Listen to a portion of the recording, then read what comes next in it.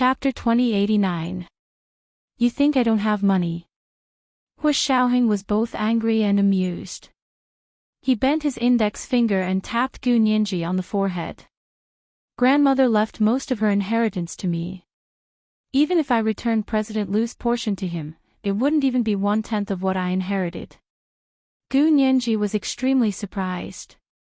Grandmother was so good to you. Hu Xiaoheng was silent for a while before saying, Grandmother brought me up from a young age, so our relationship was different. But if she hadn't found out about grandfather and head nurse Zhang, she wouldn't have done this. Gu Nianji breathed a sigh of relief.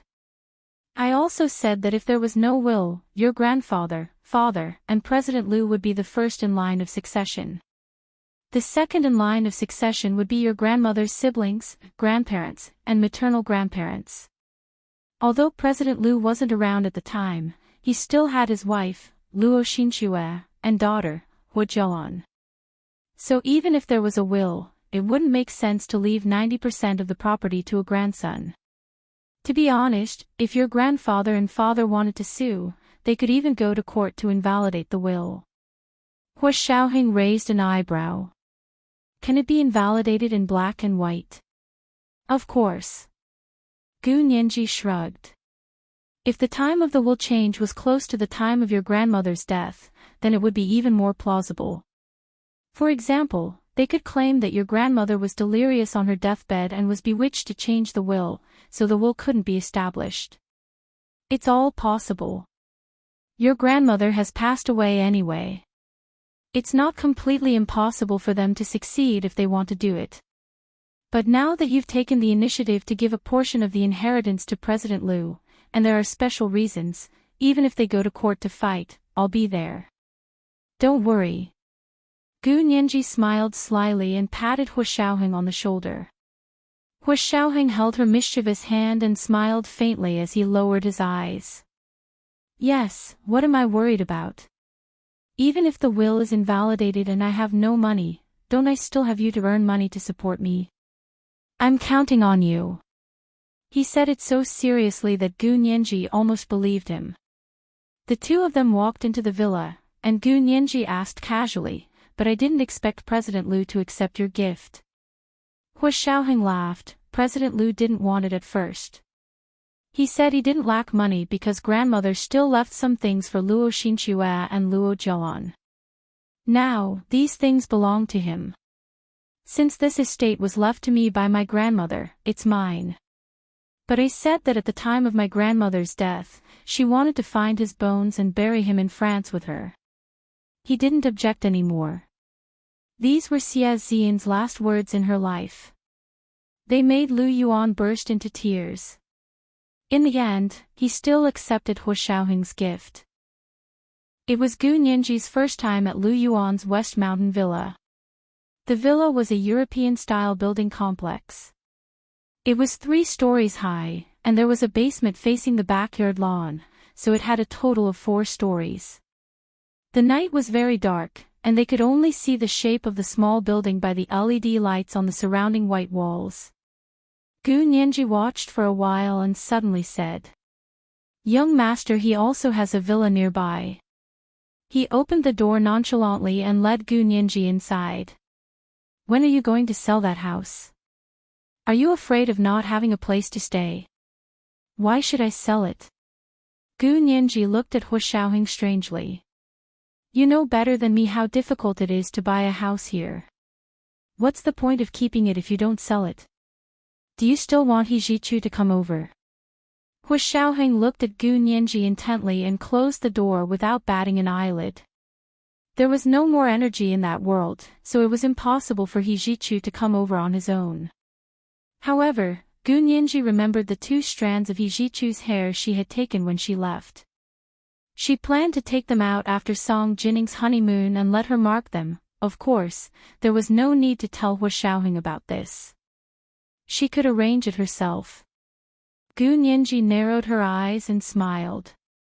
No, I just thought that place isn't far from here, so I'll let my dad live there. Doesn't he like President Lu's cooking?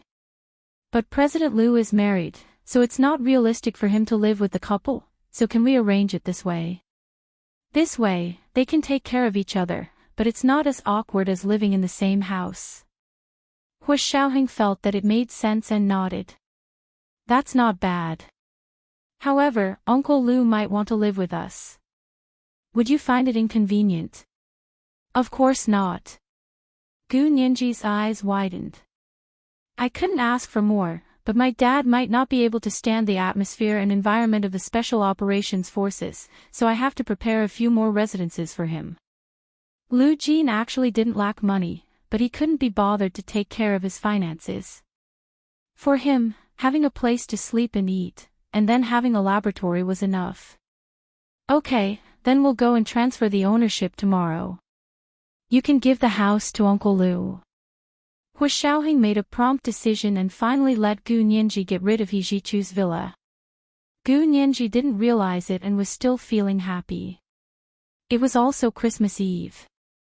In this world, Gu Nianji, Hu Xiaoheng, Lu Jin, Lu Yuan, and Song Jining sat at the long dining table in the dining room.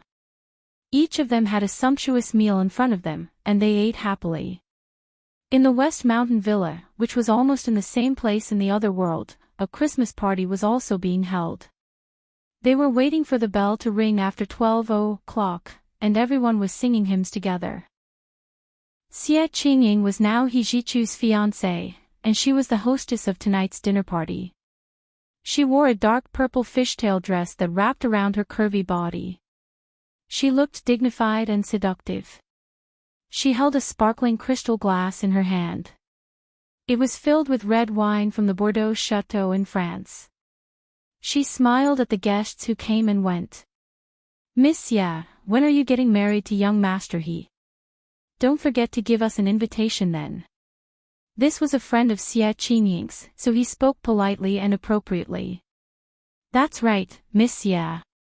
Young Master He has been living in seclusion recently. Why don't you get married and have children at home?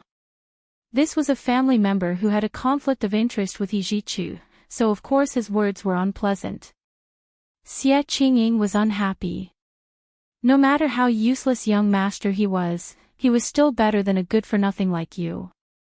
Besides, she loved He Jichu, not because of his family background. The Xie family was no worse than the He family. Even if He Jichu came from an ordinary family, she would not hesitate to be with him as long as he loved her. And if He Jichu came from an ordinary family, her pursuit would not have been so tortuous. Xie Qingying pursed her lips and smiled. She swirled the red wine glass in her hand and said softly, "You're so concerned about young Master He.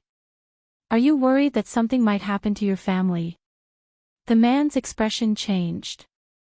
He said angrily, "What nonsense are you talking about? Don't think that you're amazing just because you're engaged to young Master He. You're not married yet. Besides, you can still get a divorce if you're married. Don't think too highly of yourself." Xie Qingying only replied with a hee. However, she was also uneasy. He Jichu had not been living in seclusion recently, but he had been elusive. She, his fiancée, had not seen him many times these days. Tonight's Christmas party was actually held at the last minute. It had only been prepared for less than 5 days. It would take at least a month for people of their class to prepare the guest list and send out the invitations. Xie Qingying had a vague feeling that He Jichu was doing something, but she could not find out what he was doing. He had said that he would attend the Christmas dinner tonight, but he was nowhere to be seen. Worried about He Jichu, Xie Qingying was a little absent-minded. Her best friend walked over and asked softly, "How are you and young Master He? Has he had some problems with his work recently?" There was more than a problem. Almost all the upper echelons of the imperial capital knew that ever since He Qingjian's sudden death and the fact that his death had been deliberately revealed, his prestige had been greatly affected. The people who wanted to replace him were colluding everywhere to pull He Jichu down and not allow him to be the heir. Xie Qingying was very worried about He Jichu. She had said several times that she would go abroad with him. But how could He Jichu give up the foundation that his grandfather and father had built? At that moment, he was dressed in military uniform and personally led the guards who were loyal to him. He held the arrest warrant signed by the court and went to arrest the important families of the imperial capital's military who had colluded with each other and attempted to launch a coup. He sat in the bulletproof car. His expression was gloomy and cold. His sparkling almond-shaped eyes were slightly narrowed, and the pink at the corners of his eyes was like a smear of blood that had just dried up. It added a hint of killing intent to this cheerful Christmas night. He Ji-Chu raised his white-gloved hand and said calmly, "Do it." This was the second update of the day, Chapter 2077, embarrassing at this time and this night. There were 2 updates today. P.S. It's a new month, the last month of 2018. Hurry up and vote for the minimum monthly ticket. Chapter 2090. This year's Christmas Eve in the imperial capital of the Otherworld was destined to be an extraordinary, restless, and even a little bloody night. A Christmas dinner was being held at the house of General Jia, a high-ranking military general in the imperial capital. They didn't have the tacit rule of not celebrating foreign holidays, so to everyone, this night was like New Year's Eve. He raised his glass and said proudly to his relatives, friends, and guests, "This year, with everyone's help, we were able to go one step further. Drink this glass of wine, and we'll be on a new path next year."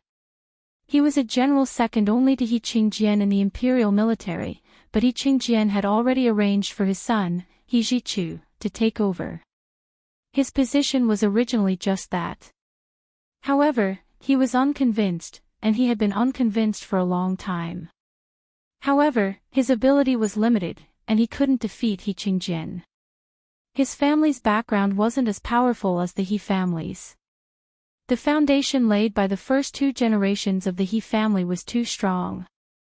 Fortunately, He Qingjian's death wasn't glorious, so he took the opportunity to unite a group of people who were dissatisfied with the He family. Of course, more importantly, he had the support of the American Sorrow Consortium. Whether it was public opinion or private transactions, he was fully prepared. "General Jia, you're right. It's fine if it's General He, but I'm not convinced by that brat, He Ji-Chu. Why should the highest position be given to him? What the F***ck? Ever since his father passed away, he said he was guarding the tomb. He's so hidden that he can't even be seen. I heard that he and his fiancée are secretly plotting to escape abroad. Humph. I, the Supreme Commander of the Huaxia Empire's military, actually want to escape abroad and seek refuge in the Soviet Union.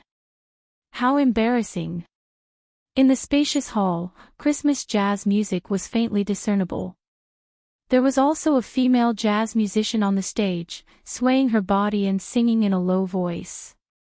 Just as everyone was raising their glasses and vowing to share weal and woe together, the living room door was kicked open with a bang. A group of armed soldiers quickly took control of the front and back doors of the mansion. The guards that were originally in the mansion were quickly disarmed and locked in a large warehouse that was used as a storage room. "Which army are you from? It's against the law to trespass. Do you know where this place is?"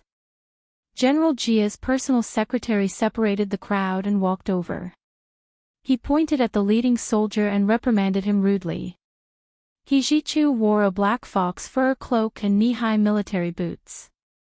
His hands were clasped behind his back as he strolled in. Click, click, click.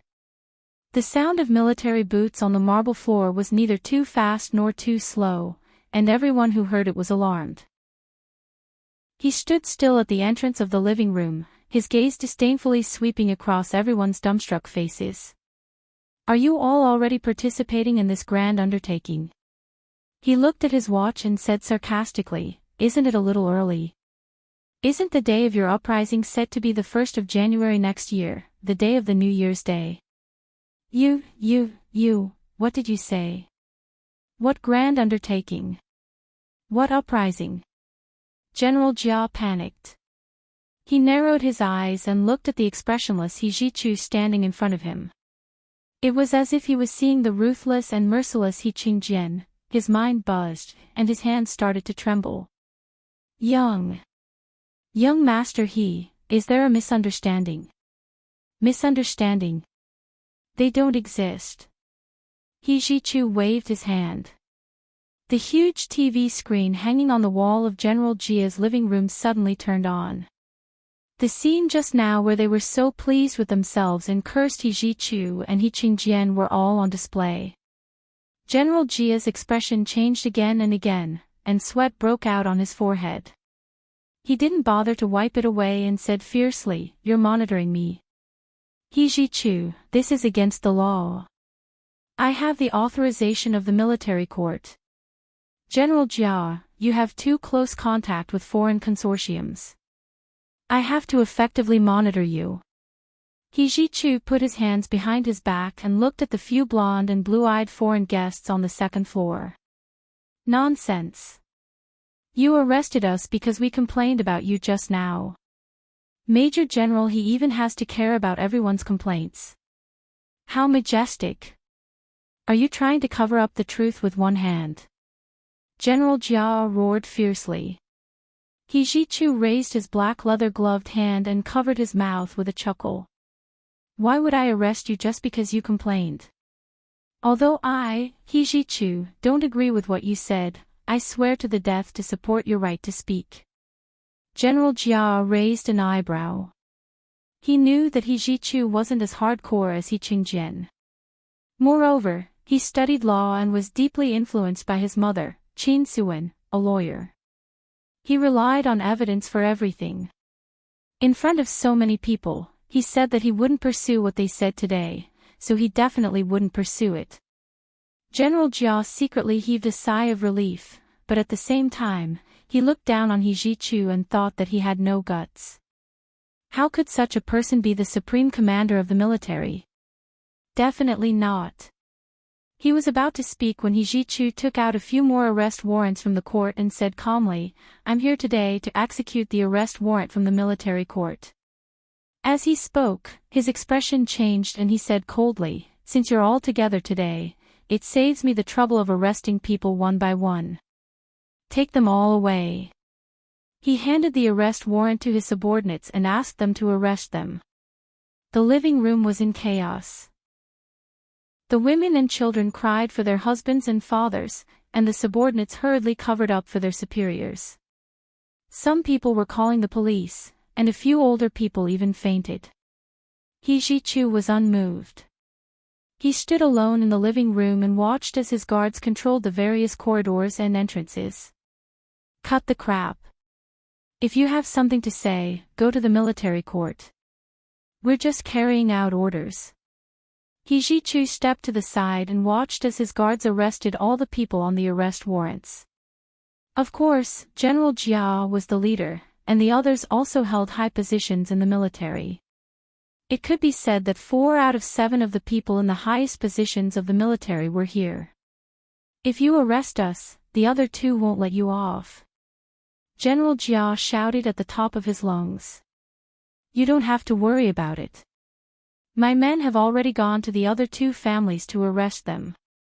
He Ji-chu's eyes turned cold. My father's corpse hasn't even gotten cold, and you're already colluding with foreign countries to plot a coup. How capable. I didn't expect you to be so cunning. General Jia glared at He Ji-chu. A few days ago, you closed the door and said you were going to guard your father's grave. It was all a lie. He Ji-chu shrugged. Why would I lie to you guys? You think too highly of yourself. Are you really guarding the grave? General Jia's expression turned even uglier. If He Ji-chu was really guarding the grave, but he could investigate their situation so clearly. Could it be that there were other big shots supporting him from behind? He Ji-chu seemed to understand his thoughts and smiled slightly. The pink in his shimmering almond-shaped eyes became even more obvious, like coagulated blood. He said casually, "Don't you know what multitask is? I'm guarding the grave and investigating your situation at the same time. I can't delay either of them." If he wanted to investigate these people, did he have to do it himself? He could just strategize behind the scenes. These old guys wanted to take his position, but they didn't expect that there were younger generals who wanted to take their positions. This time, he was able to crush the remaining 6 people's plan to seize power in one fell swoop because of the support of the younger generation in the military. These people were already old, and they were from his father's generation. His father, He Qingjian, was no longer around, and it was time for these people to leave. He Jichu walked out of the hall of General Jia's house and came to the camphor tree at the door. He took out a cigar, lit it, and took a deep puff. He looked up at the night sky and thought to himself, Nianji, it's Christmas Eve again. What are you doing? This was the first update of the day, chapter 2078, Nianji, what are you doing? There were 2 updates today. 8:30 p.m. the next night. P.S. It's a new month, the last month of 2018. Hurry up and vote for the guaranteed monthly votes. Chapter 2091. He Jichu silently finished half of the cigar and handed the remaining cigar to his personal secretary. The personal secretary took out a special sealed metal box and placed the cigar inside. The cigar, which was isolated from the air, was quickly extinguished. It was waiting to be destroyed when he returned and then dissolved in water. Reporting to Chief, all arrests have been completed. He Jichu raised his hand. Send them to the court-martial and have someone take care of them. Not long after, the officers who had gone to the other 2 houses to arrest people also called him to reply, reporting to Chief, all arrests have been completed. He Jichu let out a long sigh and smiled slightly. His almond-shaped eyes narrowed. Thank you for your hard work. Send them to the court-martial and have someone take care of them. He paused for a moment before saying, Merry Christmas. Merry Christmas, Chief. The officer on the other end of the line was smug and responded loudly. After arranging everything, He Jichu rubbed the space between his eyebrows. It had been more than 3 months since his father's death and Gu Nianji's departure. In the past 3 months, he had been trying his best to remember his father and suppress his longing for Gu Nianji while planning his strategy to catch them all in one fell swoop. Although his original ambition wasn't this, he couldn't let go of what his father and grandfather had defended with their lives. Besides, with his family background, even if he took the initiative to let go, he would either be imprisoned for the rest of his life or exiled overseas for the rest of his life. This wasn't what he wanted. He couldn't be kicked out of that position like a stray dog. He Jichu's expression turned cold. Let's go home. The mansion behind him, which had been flashing with colorful lights and laughing just a moment ago, was now dark and quiet. It was as if someone had strangled it and it couldn't make any more sounds. He Jichu brought his guards back to the West Mountain Villa. A Christmas dinner was also being held here. The difference was that Xie Qingying was the one who hosted it. Other than the guest list, He Jichu had given it to her. From the looks of it, she had done a pretty good job. He Jichu's eyes warmed as he slowly walked up the steps. The hall echoed with cheerful Christmas music. It was a song that everyone was familiar with, Jingle Bells. He Jichu walked in silently. Just as he stood at the entrance of the living room, a chubby little girl rushed over and hugged his thigh. She giggled and said, "Brother He, you're back." She was wearing a small white whalebone dress, and the skirt was very open, like a small blooming night epiphyllum. He Jichu was in a trance.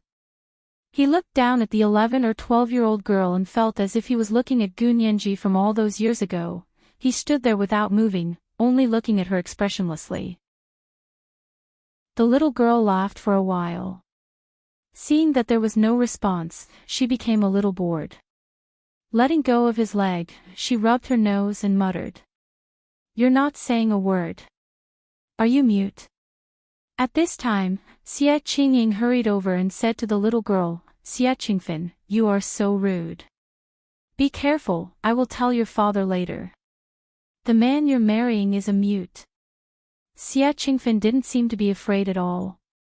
She even made a face at Xie Qingying. He Jichu's brows furrowed imperceptibly, and he said coldly, "You're young, but you're quite cunning." With that, he walked in without blinking.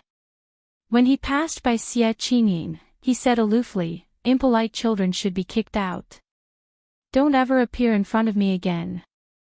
Xie Qingying was stunned for a moment, and then her face burned. Although Xie Qingfen was a little bold, she was still her cousin and the youngest daughter of her fifth uncle, Xie Beiqin. She was the most pampered.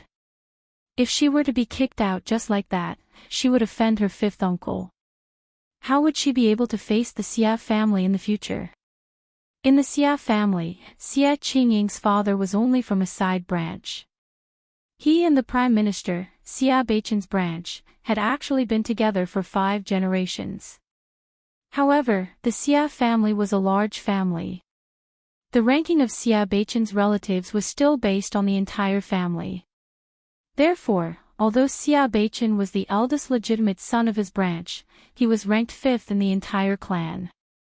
The juniors of Xie Qingying's generation usually called him fifth uncle in order to show their familiarity.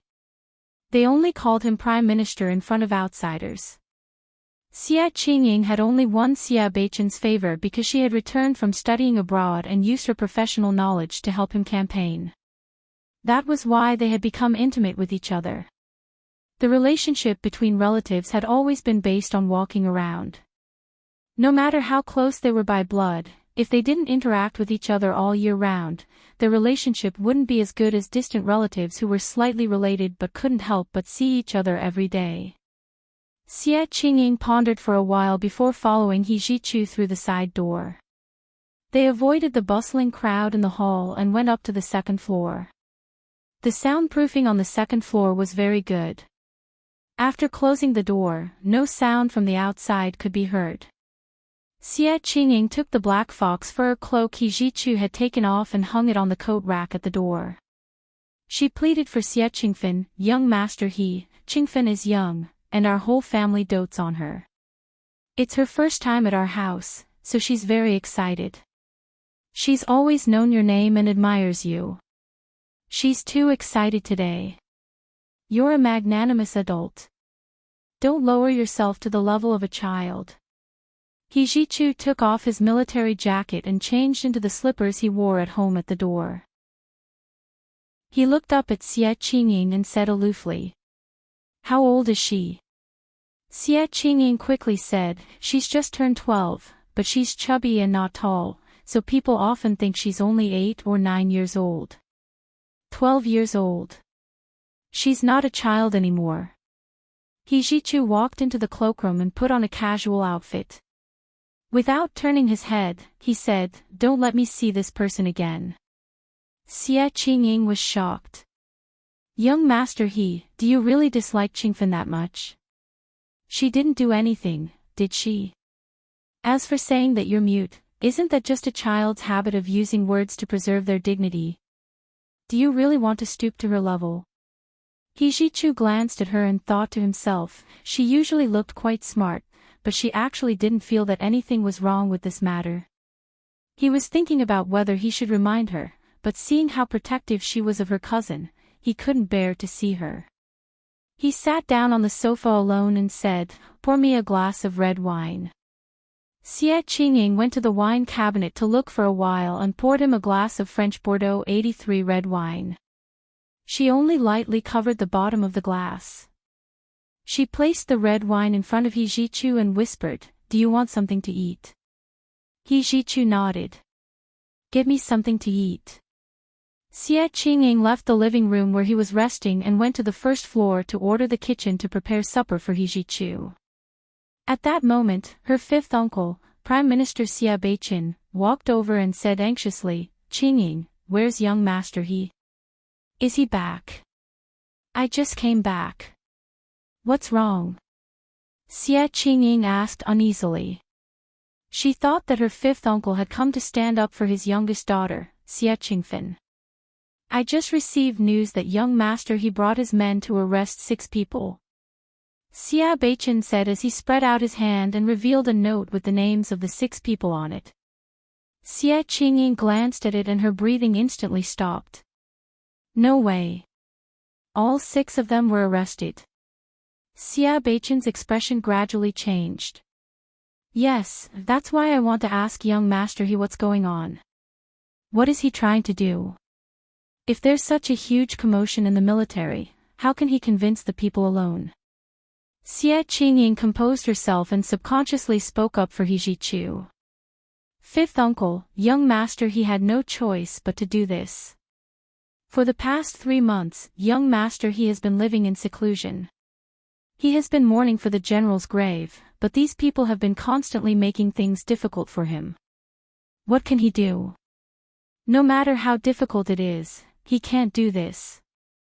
Xia Beichen was so anxious that his hair turned white. He's already been arrested. Who's going to take charge of the work? What will the foreign media say about such a huge change in the Huaxia Empire's military? Who cares what they say? Xie Qingying was even more unwilling to listen to this. I'm also in the media. If the foreign media dares to speak nonsense, we won't sit still and wait for death. The other party's entire body was riddled with holes, yet he still wanted to pick on others. Did he think that others were blind and didn't know how to give them a taste of their own medicine? You say that too. Xia Beichen was so anxious that he spun in circles. You can't make the decision anyway. Find young Master He for me. I have something to ask him. Xie Qingying's expression was a little ugly. Why couldn't she make the decision for young Master He? She was already engaged. However, seeing that Xia Beichen was as anxious as an ant on a hot pan, she thought for a while and said, I'll bring supper to young Master He in a while. Come with me. Xia Beichen couldn't wait any longer. Go and hurry up the supper first. I'll go up myself. Xie Qingying had no choice but to call He Zhichu. Young Master He, my uncle Beichen has something urgent to see you about. He Zhichu agreed. Let him come up. Xia Beichen walked quickly to the living room on the 2nd floor and entered without knocking on the door. He Zhichu sat in the room calmly. The lights in the room were very dim, and only his tall silhouette could be seen under the light. Prime Minister Xia is here. Please have a seat. He pointed at the sofa opposite him. Xia Beichen had no intention of sitting down for a long chat. She said angrily, Young Master He, I thought we had reached an agreement. We had to plan this slowly. Why did you arrest them all at once? He Zhichu looked at Xia Beichen calmly and said without changing his expression, When did I reach an agreement with you? Take out the agreement I signed and have a look. Xia Beichen was speechless. After a while, she said, I thought we had a tacit understanding. That's all because of you. When did I agree to your suggestion? He Zhichu stood up and put his hands in his trouser pockets. Although he had already changed out of his military uniform, he still exuded the aura of a soldier as he stood there. Xia Beichen licked her lips uneasily and said, But even so, you're too anxious. Am I as anxious as Prime Minister Xia? He Zhichu's shimmering almond-shaped eyes revealed a mocking expression. He said with a half-smile, How much time did your 12-year-old fat daughter spend learning Ninji's words and actions? This was today's second update, Chapter 2079, Who's More Anxious? There were 2 updates today. P.S. It's a new month, the last month of 2018. Hurry up and vote for the guaranteed monthly votes. Chapter 2092. Xia Beichen was stunned for a moment. His eyes quickly sparkled as he smiled embarrassedly. You saw Qingfin. She's smart and cute. She's admired you since she was young and has been clamoring to meet you. He then played dumb. Why do you think she looks a little like Miss Gu? I don't think so. Miss Gu is so tall and beautiful, and our Qingfin is just a little chubby girl. How are they alike? He Zhichu looked at him quietly and thought to himself, Wasn't Gu Nianji just a little chubby girl before she was 12 years old? Never in his wildest dreams would he have imagined that the adult Gu Nianji would look completely different from when she was young. Xia Beichen's heart was pounding when he saw that He Zhichu hadn't spoken. Moreover, he was more concerned about the urgent matter. Young Master He, you have to say something. 6 people are gone at once. You can't do it alone. He Zhichu finally walked away from the sofa and strolled to the window. He looked out at the night sky and said dryly, it's because there are 6 vacancies all at once. Tell me, how many people will be determined to be loyal to me for these 6 positions? Xia Beichen thought about it for a while before he suddenly understood. He couldn't help clapping his hands and giving He Zhichu a thumbs up. Brilliant. Young Master He's move is brilliant. This is simply killing 3 soldiers with 2 peaches. Ha ha ha ha. Xia Beichen laughed happily. He Zhichu frowned. Why would I kill them? He turned to look at Xia Beichen and said calmly, with these 6 positions, we can unite the most capable and energetic group of people in the army. With them, who would dare think that my position is unstable? He seemed to be explaining his intentions to Xia Beichen, but Xia Beichen had been in the cabinet for so many years and had long been an official. How could he not understand what He Zhichu was implying? He was beating him up. Xia Beichen actually felt wronged. He Qingjian had suddenly passed away, and it was said that he had made a serious mistake before he died. Under such circumstances, the 6 people had joined forces to take He Zhichu down and eliminate the He family's power in the military. The situation was so critical, yet he could still stand on He Zhichu's side. Wasn't that enough? However, just because he was on He Zhichu's side did not mean that the entire Xia family was on He Zhichu's side. When it came to matters of right and wrong, the big clans would respectively bet on the treasures and spread the risk. He Zhichu also understood the Xia family's reason for doing this. He didn't intend to settle the score with the Xia family, but the Xia family had to understand that he knew what they had done. This was a warning, as well as a handle. Xia Beichen's back involuntarily hunched, and he became shorter in front of He Zhichu. He smiled and asked, since everything has been resolved, does young Master He have time to prepare for your wedding with Qingying? He Zhichu leaned against the window sill and said aloofly, it's still early. We just got engaged. My father passed away less than a year ago. How can I hold a wedding? Oh, that's true. Xia Beichen nodded. General He passed away, so Qingying has to come and observe mourning. She doesn't need to. He Zhichu rubbed his temples with his fingers. She's also very busy now. She's helped me a lot these days, and she's also tired. She needs a good rest. There's no rush to get married. At this point, Xia Beichen had already agreed to whatever He Zhichu said. He didn't even dare to say no. After coming out of the living room on the 2nd floor, Xia Beichen realized that his back was drenched in sweat. He came down from the 2nd floor and met Xia Qingying, who was about to deliver supper to He Zhichu, and Xia Qingfen, who was very obedient beside Xia Qingying. Xia Beichen reached out and touched Xia Qingfen's head. He forced a smile and asked Xia Qingying, are you going to deliver supper to young Master He? Xia Qingying looked at him strangely. Yes. Are you done talking to young Master He? I'm done. Xia Beichen's attitude improved a lot. He smiled kindly at Xia Qingying and said kindly, then hurry up and go up. I'll take Qingfen home. As he spoke, he was about to hold Xia Qingfen's hand. Xia Qingfen broke free from his hand and grabbed Xia Qingying's arm. I want to go see Brother He with my cousin. I want to apologize to Brother He. Xia Beichen thought about it and slowly retracted his hand. He smiled and said, then go. I'll wait for you downstairs. Come out after you apologize. Don't disturb your cousin and brother-in-law, okay? Xia Qingfen pouted and said in a drawl.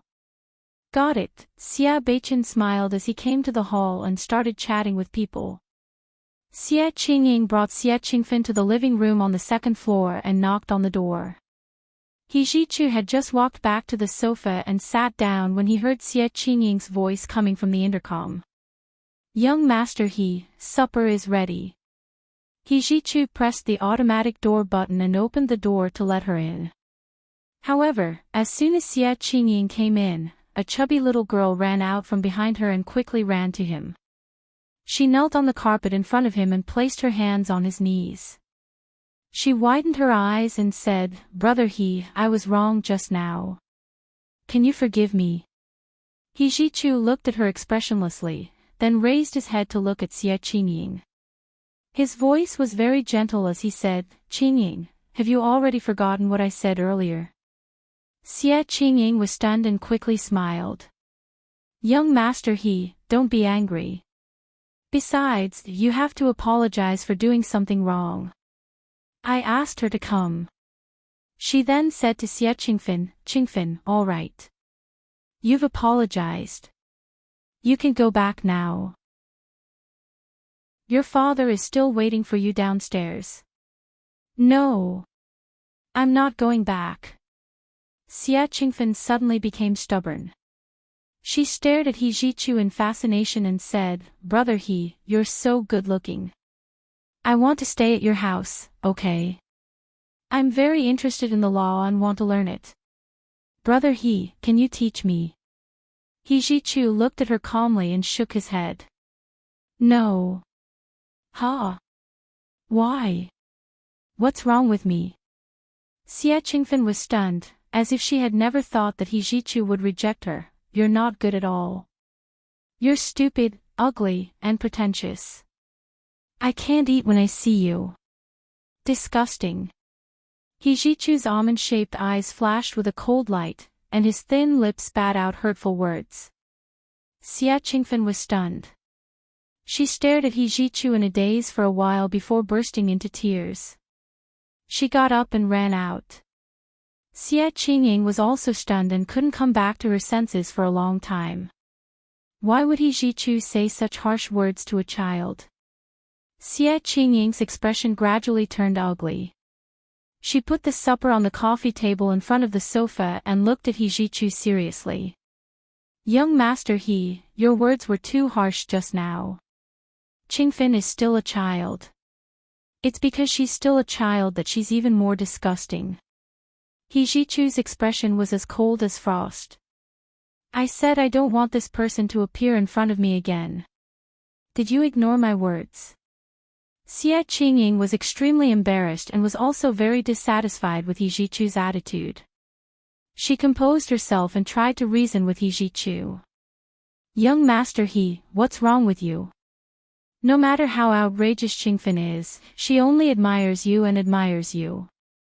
Why are you so angry? Do you really not know or are you pretending not to know? He Zhichu frowned and looked at Xia Qingying. Don't tell me you don't remember what Nianji was like when she was young. Xia Qingying nodded. Of course I remember.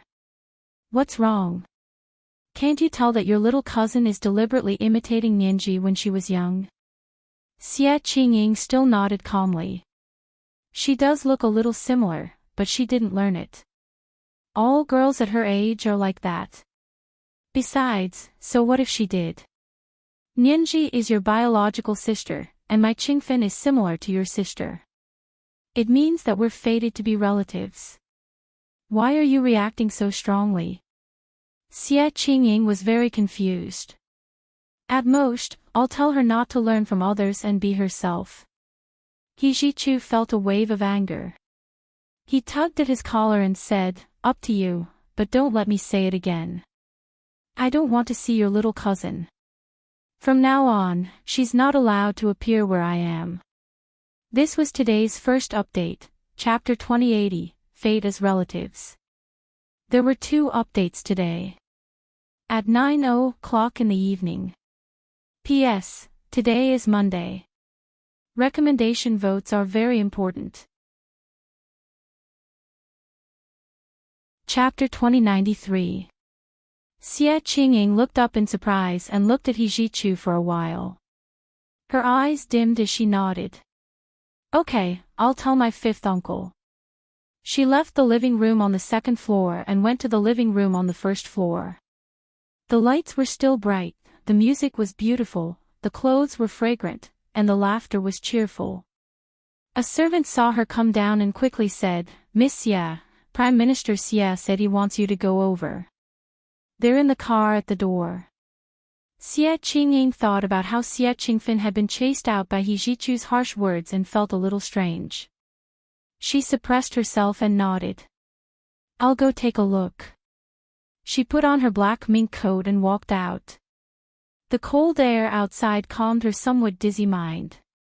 Xie Qingying composed herself and walked to Xie Beichen's car. She bent down and knocked on his window. The window slowly rolled down. Xie Beichen frowned and asked, "What happened just now?" Qingfen cried so hard that she almost fainted. "She refused to tell me." Xie Qingying smiled bitterly. She thought to herself that a 12-year-old child was indeed sensible, she knew what to say and what not to say. She also knew what to hide and what to reveal so that she wouldn't hurt her own face or self-esteem. She tightened her mink coat and said with a smile, "It's nothing. It's just that Qingfen was a little too anxious." What she said made young Master He unhappy. Xie Beichen's pupils shrank imperceptibly when he thought of He Zhichu's warning just now. Xie Qingying's figure blocked the light shining down from above. Xie Beichen was sitting in the dark, so Xie Qingying didn't see the change in his expression clearly. Perhaps she saw it clearly, but she didn't care as much as before.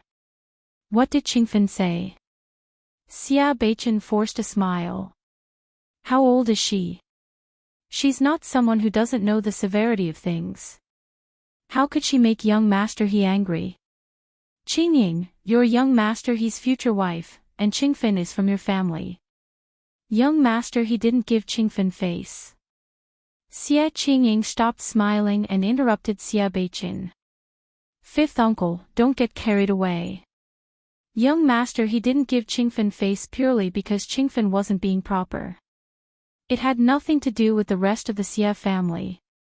Young Master He is not the kind of unreasonable person who suppresses an entire family just because he hates one person." Xie Beichen felt even more guilty.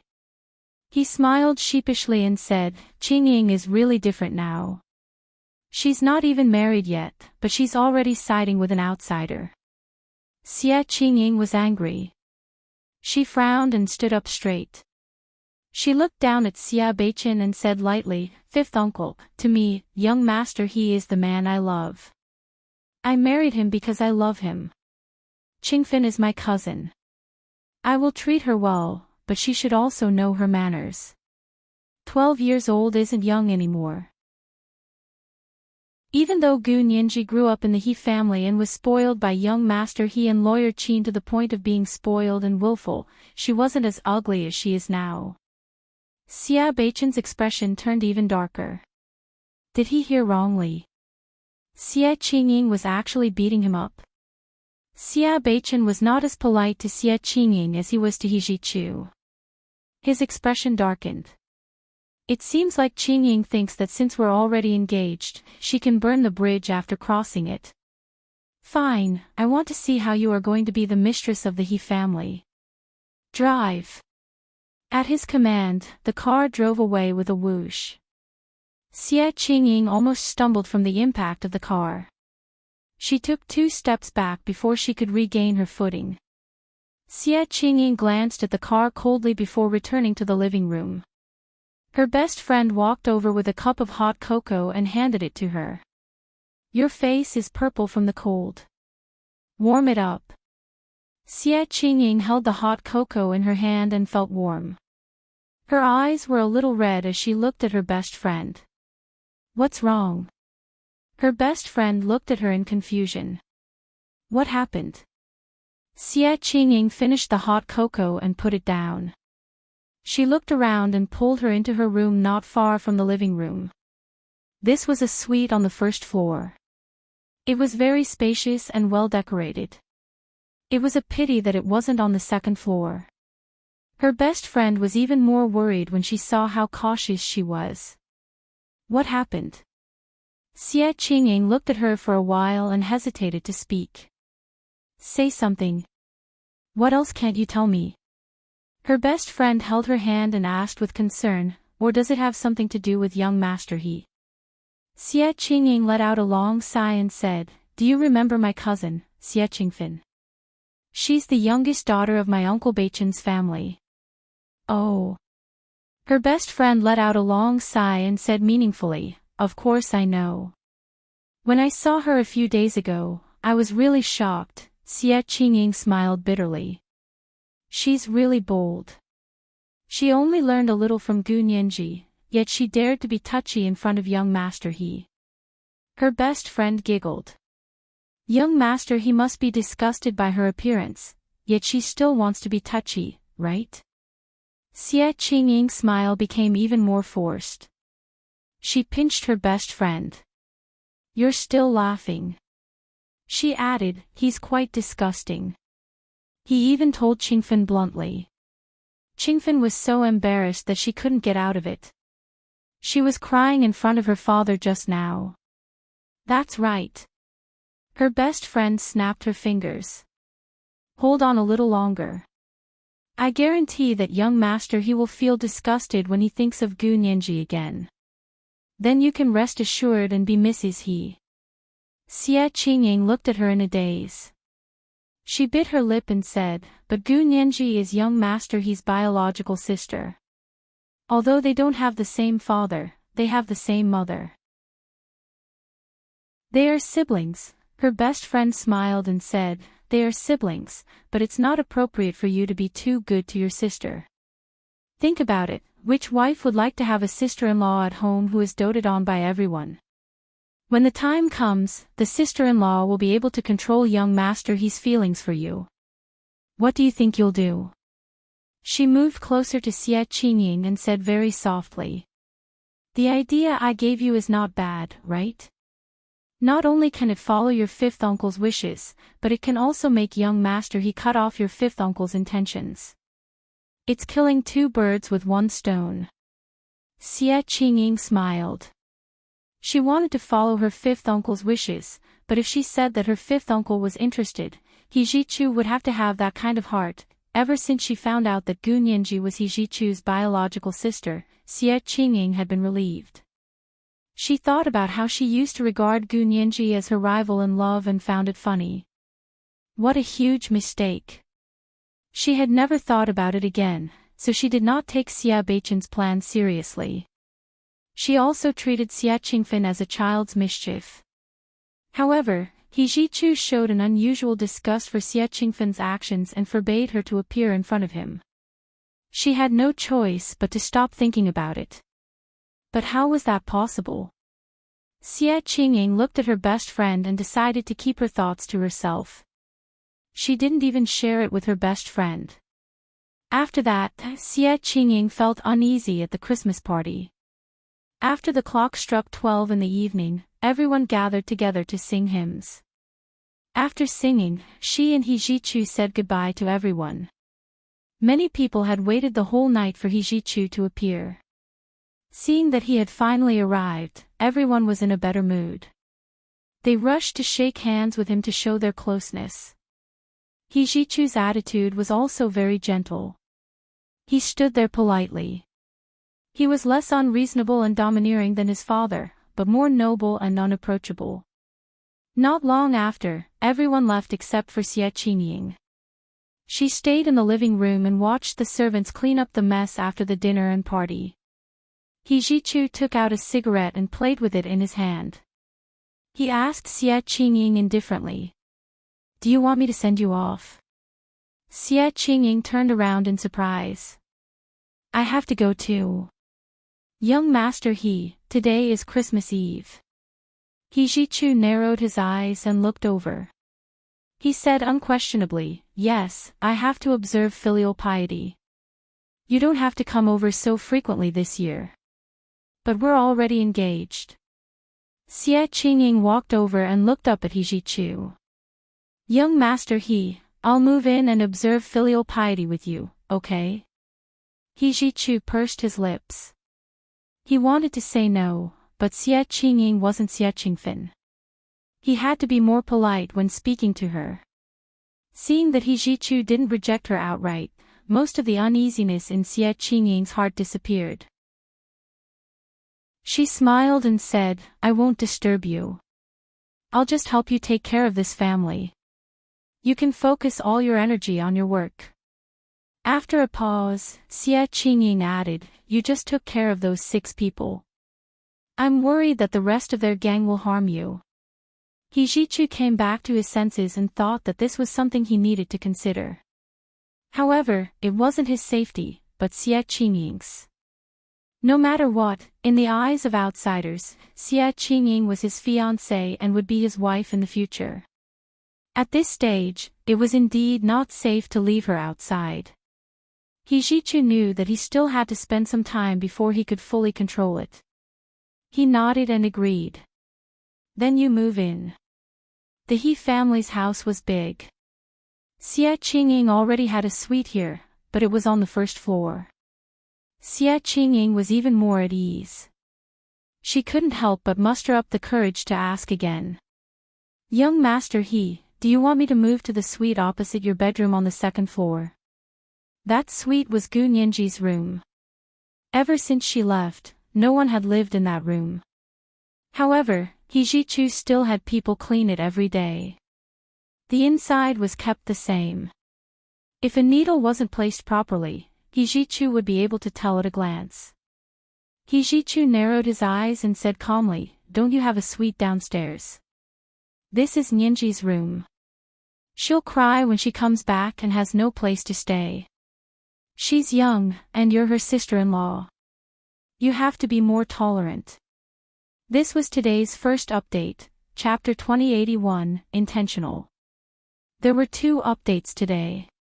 P.S. Today is Monday. Recommendation votes are very important. Chapter 2094. She was a little uncomfortable being rejected, but He Zhichu's, you're my sister-in-law, miraculously cured her. However, she was already past the age of an ignorant girl.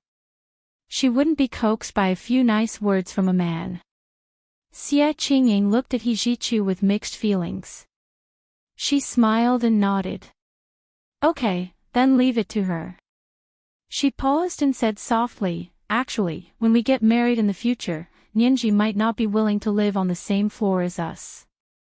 He Zhichu frowned and thought about it for a while before he understood what Xie Qingying meant. He was silent for a while and said reluctantly, what you said makes sense, but it's too early to say that. If Nianji doesn't want to live here anymore, she can change. Was it still too early? Xie Qingying's mood, which had just been cured, felt like it had been doused with a bucket of cold water. Her heart was cold. She looked at He Zhichu without batting an eyelid. He was the man she had a crush on like an idol since she was a young girl. Even though she was with him now and had become his pillow, she still couldn't see through him.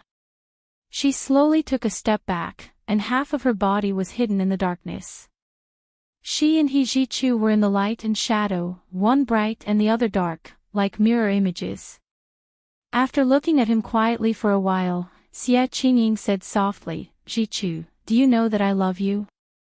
I love you very, very much. He Zhichu was slightly stunned and looked up at her.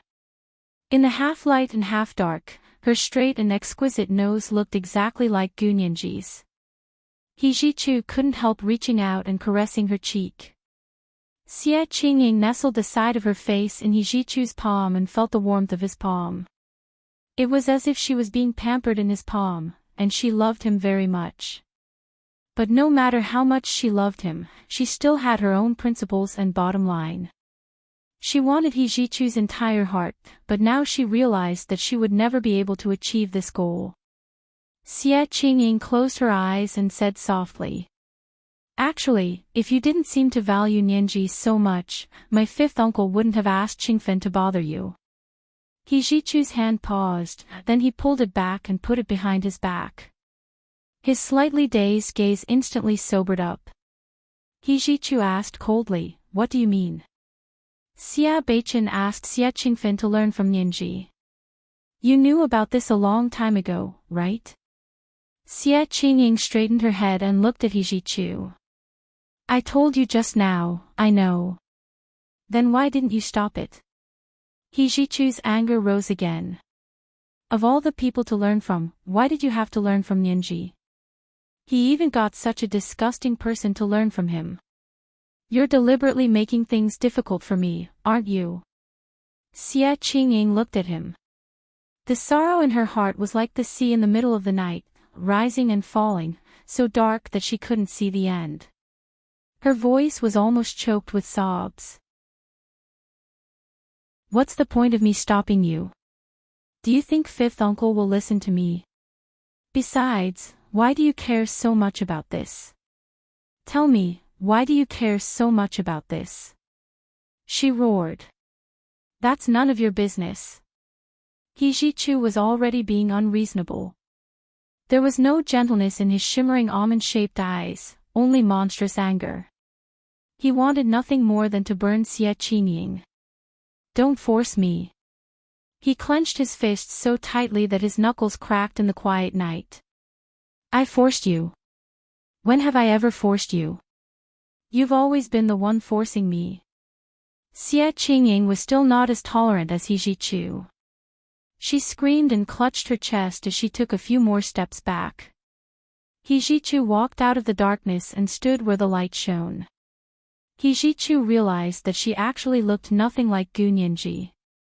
Although Xia Qingying had inherited the Gu family's nose from her mother, Gu Tian, she still looked like her father. Xia Qingying completely broke down. She couldn't bear the immense pressure and disappointment, so she cried and ran out of the living room on the second floor. He Jichu stood by the window on the second floor and watched her drive her little sports car out of the He family's official residence and onto the main road. In the distance, he could only see the headlights forming a long line in the night sky. After Xia Qingying left, He Jichu didn't sleep at all. He sat on the sofa and drank red wine all night. He Jichu didn't spend Christmas this year. Instead, he left early and returned late at the military headquarters. He was busy with work every day. Xia Qingying didn't come to see him like before. She didn't ask about his well-being or help him with the He family's affairs. He Jichu thought about calling her, but when he picked up the phone, he felt that there was nothing to say, so he put it down. In addition, the competition for the 6 positions in the military had reached a white-hot stage.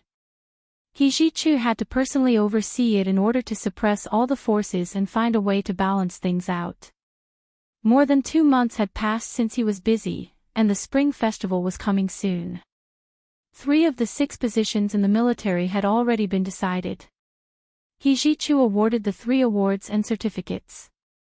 4 of the 7 positions had been decided, so they already had the majority. The Huaxia Empire's military had completely stabilized because of this. He Jichu didn't plan to appoint the remaining 3 positions immediately. He wanted to observe for a while and let the people below him continue to compete. That way, he would be able to see the situation more clearly and break down the old people's sphere of influence.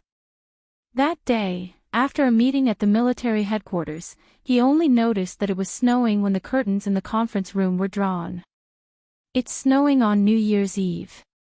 That's a good sign." The 4 people in the conference room laughed. Compared to He Jichu, the other 3 people were all in their early 50s. They weren't considered young, but compared to the 6 people He Jichu had won before, they were considered young.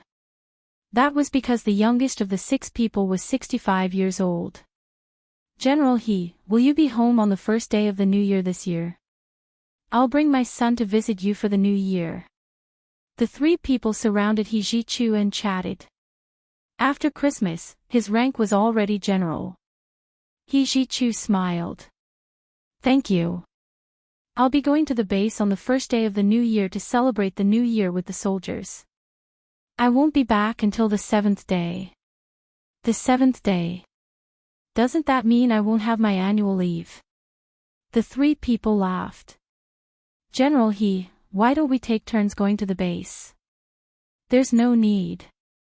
It's the first year, so I can go. You all have families. I'm all alone.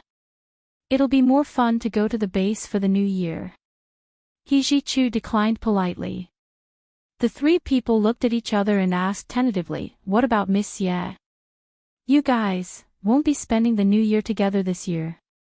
Ji-Chu thought about it for a moment. He hadn't seen Xie Qingying in more than 2 months, nor had he called her. Social media was so advanced, but the two of them hadn't even exchanged text messages. What was this? Ji-Chu had a headache. After he parted ways with the three people from the military headquarters, he took a private car back to his home.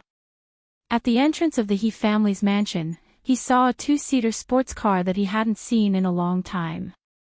It was Xie Qingying's car. In the heavy snow, Xie Qingying's red sports car was particularly eye-catching. Ji-Chu was a little dazed again. This reminded him of Gu Nianji's red Ferrari sports car in the other world. Unfortunately, Hu Shaoheng had given that car to her. Ji-Chu snorted and opened the car door to get out. Xie Qingying also got out of the sports car. She was wearing a purple slim-fitting mink coat and fox fur boots. She stood gracefully in the snow. They hadn't seen her for more than 2 months, and she had lost a lot of weight. Although she was wearing a coat, he could still see her slim waist. Ji-Chu breathed a sigh of relief and walked over with a smile. He planned to coax Xie Qingying. This time, the two of them had been in a cold war for a long time. The orderly beside him quickly opened an umbrella for him to shelter him from the heavy snow. However, the wind blew over, and some snowflakes still fell on the shoulders of Ji-Chu's military uniform. Xie Qingying looked at him silently and suddenly opened the car door with a backhand. A round little girl in a red coat poked her head out of the car. When she saw Ji-Chu, her eyes lit up. Brother He. I want to spend the new year with you. It was Xie Qingfen again. Ji-Chu's expression immediately darkened. You did it on purpose. Yes, I did it on purpose. Xie Qingying looked up and said. Although her legs were weak and she was so frightened by Ji-Chu's aura that she could barely stand, she didn't want to give up. If she couldn't win his heart, she wouldn't even want him anymore. This was the last chance she was giving him, and also a chance for herself. I told you, don't let her appear in front of me again. The veins on Ji-Chu's forehead were bulging. Xie Qingfen understood Ji-Chu's words and burst into tears. Xie Qingying said to the people in the car, take her away. The driver in the car immediately closed the door, started the car, and drove away. Ji-Chu took a deep breath and said patiently, all right, don't be angry. Don't let me see her again. To Ji-Chu, this was already him giving in again and again. He added, go and ask around. Other than Nianji, which woman have I been so tolerant of? What he meant was that Xie Qingying had to be content and stop fooling around. Xie Qingying's face was wooden as Ji-Chu held her hand and walked into the mansion. Ji-Chu's personal secretary and orderlies all heaved a sigh of relief. It wasn't easy for Miss Xie to come back. This New Year's Eve should be a good one, right? Otherwise, it would be too lonely with only young Master Xie Qingying didn't say a word. She followed Ji-Chu through the door and went straight to the 2nd floor. Ji-Chu brought her into his suite. Sit down. What do you want to drink? I'll get the orderlies to bring it up. Ji-Chu took off his military coat, changed into his boots, and sat on the sofa. Xie Qingying was silent for a moment before saying, why don't you like to see Qingfen? She's more like Nianji. Shouldn't you dote on her more like a sister? Is she worthy of being my sister? Ji-Chu's face darkened. Why do you keep harping on this matter? What do you think? Why do I have to harp on this matter? Xie Qingying looked at He Jichu sadly and asked slowly. Why can't you let it go? He Jichu's movement stiffened for a moment, then he slowly leaned back on the sofa. He crossed his legs and rested one arm on the armrest of the sofa. He said nonchalantly, I don't understand what you're talking about. You really don't understand. If you don't understand, then I'll say it again. Why can't you let it go? Xie Qingying clenched her fists, her eyes glistening with tears. She was really about to cry. He Jichu looked down at the carpet. It was a pure wool carpet from Iran, and it was woven with large night epiphyllum flowers. After a long while, he said calmly. I've said it before. I'm a morally corrupt person. I can't change it for the rest of my life, and I don't want to change it. Xie Qingying's tears burst out of her eyes and flowed all over her face. She covered her face and let out a low, hoarse cry like an injured little beast. He Jichu didn't try to persuade her. He only placed a box of tissues on the sofa table next to her. Xie Qingying cried her heart out and wiped her tears with a tissue. He Jichu said casually, but I can guarantee that you're my only woman. We can get married. Xie Qingying sneered. But I don't want to. She stood up and straightened her back. He Jichu, listen up. I don't want to be your woman. I want to break off the engagement with you. I want to break up with you. He Jichu slowly stuck his head out and looked at her inquisitively for a while. Don't test me like this. It's useless to retreat in order to advance. Who's testing you? Xie Qingying took out the ring and placed it on the sofa table in front of He Jichu. This is our engagement ring. I'll give it back to you. From now on, we'll be married and have nothing to do with each other. With that, she turned around and ran towards the door. At first, she walked quickly, but then she jogged as if she was free. Only the sound of her footsteps could be heard as she ran towards the He family's front door. He Jichu played with the ring. He didn't send her off, nor did he go to the window to see her. With a long sigh, He Jichu threw the ring into the drawer and lit a cigarette. This was the first update of the day, Chapter 2082, Can't Change, and Don't Want to Change. There were 2 updates today. At 9:00 in the evening. A reminder for everyone's recommendation votes and monthly votes. Chapter 2095. New Year's Eve in this world was completely different from He Jichu's. Lu Yuan finally returned from his honeymoon trip with Song Jining. After all, he used to be a person on the special front. Lu Yuan and Song Jining left silently and didn't make a splash outside. In order to make it easier for them to play and not be peeked at and watched, the 2 of them had disguised themselves. They looked like a very ordinary middle-aged couple. The 2 of them returned to the imperial capital a month ago and continued with their respective work. After returning, Song Jining moved to the West Mountain Villa far away. Her apartment on the 3rd Ring Road in the imperial capital only stayed there occasionally when she was too tired and didn't want to go back to the West Mountain. At this time, Lu Yuan would come over from the West Mountain Villa to accompany her. Although the 2 of them had been separated for a long time, now that they were husband and wife, they didn't feel unfamiliar at all. It was as if they had been together for many years. He would do what she wanted to do for her without even asking. And he didn't need to say anything. Song Jining understood his intentions. In addition, the 2 of them were older and less angry and arrogant than when they were young. They understood each other more and thought from another's perspective, so their married life was like a fish in water. With the nourishment of a beautiful love and a harmonious marriage, Song Jining was so beautiful that she was practically glowing. Lu Yuan's charm was even more astonishing. Even though she knew that he was married, she still couldn't stop his endless luck with women. Lu Yuan wasn't annoyed. He had been doing business in the other world for so many years, so he knew how to deal with this kind of thing the best. If he didn't accept it, he wouldn't hurt the woman's face. Song Jining, on the other hand, never asked about this kind of thing because she also had a lot of peach blossoms. She was extremely annoyed by this. She didn't know how to deal with it, so most of the time, she pretended not to know and treated it coldly. Now that they were married, she felt that it was quite useful to be able to pull Lu Yuan out to block it. But when the two of them were together, they never used the fact that they had encountered peach blossoms as a joke to tease each other. Because both of them believed in the same principle, you could refuse to accept other people's love, but you couldn't use this kind of love as a joke to mock it.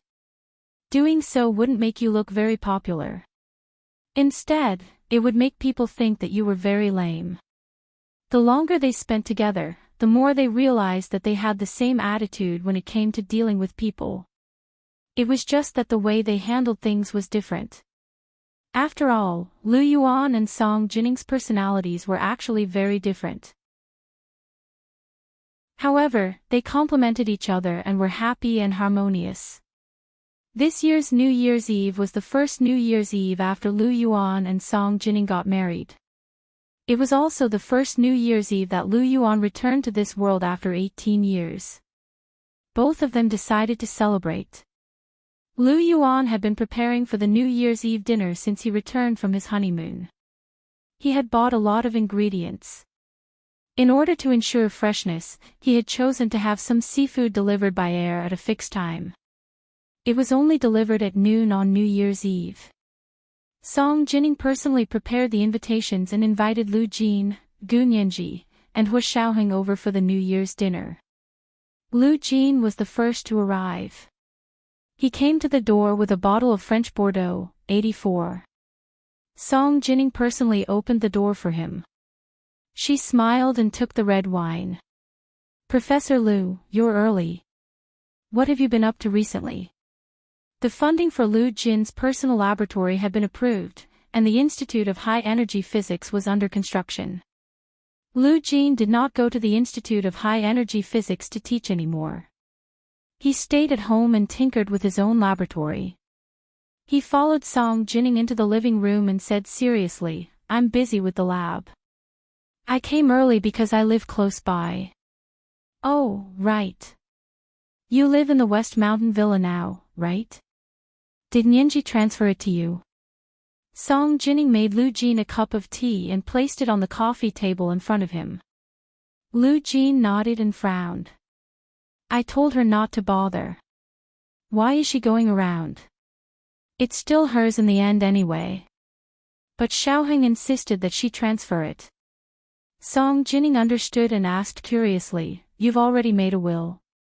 "Well, isn't that obvious? I have so much money, so of course I have to make a will. Otherwise, if anyone comes to fight with my girl for my inheritance, even if I die, I'll be so angry that I'll come back to life." Lu Jin didn't think much of it and was as venomous as ever. Song Jining covered her mouth and laughed. "Professor Lu, it's New Year's today. Can we not talk about death?" "Oh, sure." Lu Jin nodded and said seriously, "I'll be careful." As soon as he entered Lu Yuan's house, he walked to the kitchen. "Boss Lu, it's New Year's today. What delicious food did you prepare for us?" Lu Jin smelled the aroma of food before he even walked into the kitchen. His mouth immediately began to salivate as he prepared to digest the food. Lu Yuan turned around to look at him and smiled. "Your favorite Buddha jumps over the wall." "Buddha jumps over the wall? You really made Buddha jumps over the wall again?" Lu Jin was overjoyed. He counted with his fingers. "The Buddha jumps over the wall that you made in the past required a total of 21 ingredients. They were Canadian thorny ginseng, yellow sea deep sea wild abalone, Siamese shark fins, chair scallops, base lips, long white turtle skirt, and deer tendons.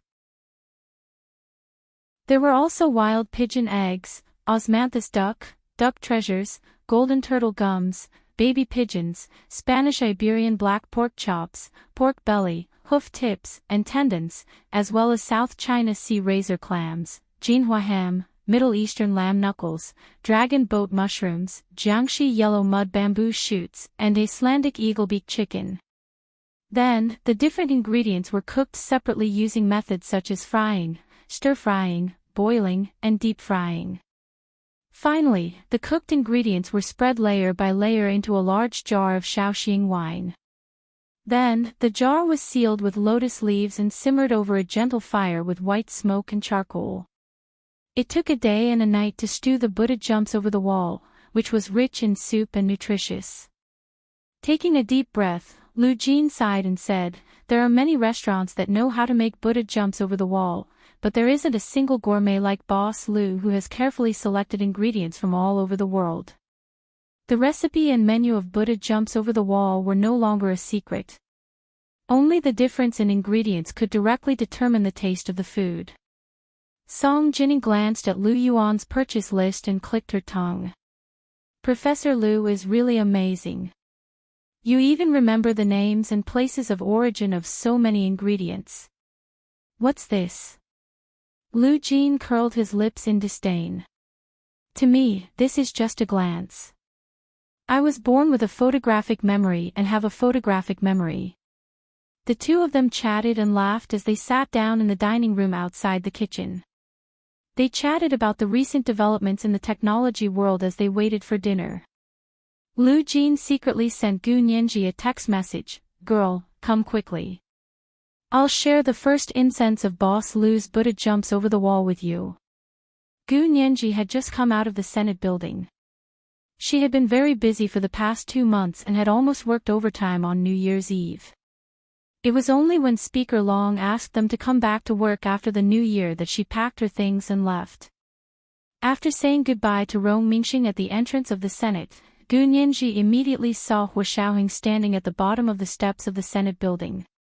He crossed his arms and leaned against his black SUV bulletproof car, looking at Gu Nianji calmly.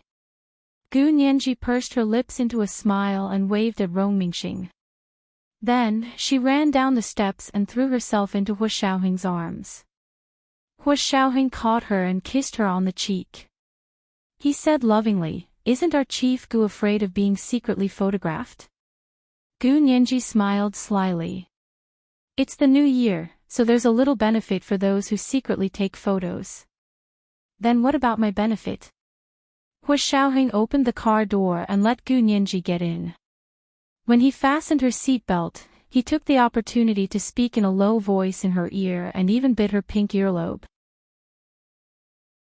This was the second update of the day, Chapter 2083, Where's My Benefit? There were 2 updates today. A reminder for everyone's recommendation votes and monthly votes moi, all the big shots and little angels. Chapter 2096. Gu Nianji's body was numb from his bite. She was a little excited and shy. Moreover, she and Hua Xiaoheng had been very busy for the past 2 months. Although they lived under the same roof, they had only seen each other a handful of times.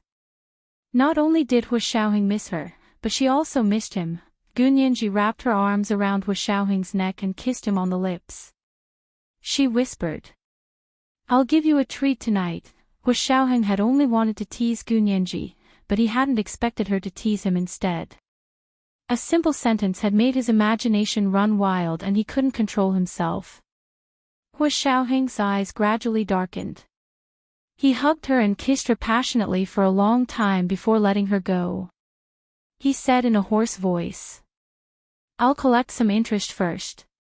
Gu Nianji blushed, and her plump lips curled into a beautiful arc.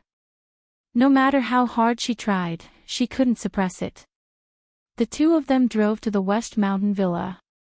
It was already dark. Big red lanterns hung around the eaves of the villa. There were a few persimmon trees planted against the wall in the courtyard. The orange-red persimmons hung on the trees like small lanterns that complemented the big lanterns. After getting out of the car, Gu Nianji noticed that Hua Xiaoheng was holding a bottle of wine in his hand. Upon closer inspection, it was actually Mao Tai. She spread her hands in embarrassment. I didn't bring a gift. We're husband and wife. If I bring it, then you bring it. Hua Xiaoheng smiled as he took her hand and led her into the courtyard. He rang the doorbell at the door. Before the door opened, he heard Song Jinning's laughter. You're finally here. If you didn't come, we would have started first. The door opened, and Song Jinning's fair and gentle face appeared in front of the two of them. Gu Nianji praised, Miss Song, you've been in high spirits recently. Every time I see you, you look younger. If this continues, we'll really have to call each other sisters. Song Jinning was amused by her and laughed happily. Hua Xiaoheng rubbed her head. What nonsense are you talking about? You're so rude. Gu Nianji sniffed at him with a mischievous look that said, What can you do about me? Song Jinning was overjoyed to see her son and daughter-in-law's love. She took the Mao Tai from Hua Xiaoheng's hand and said with a smile, That's great. Buddha jumps over the wall with Mao Tai. Ah. President Liu prepared, Buddha jumps over the wall. Gu Nianji was pleasantly surprised.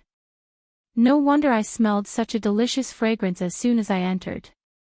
Like I said, all the fragrances of flowers and fruits can't compare to the fragrance of food. With that, she left Hua Xiaoheng behind and ran to the kitchen alone. Hua Xiaoheng looked at his abandoned hand. Song Jinning held back her laughter and pointed inside. Professor Liu arrived a long time ago. He's been waiting for you. Hua Xiaoheng coughed lightly and said. Miss Song, General Hua is also here today to celebrate the new year with the old master. Hua Guanchen's private villa was in the West Hills, but it was quite far from Lu Yuan's house.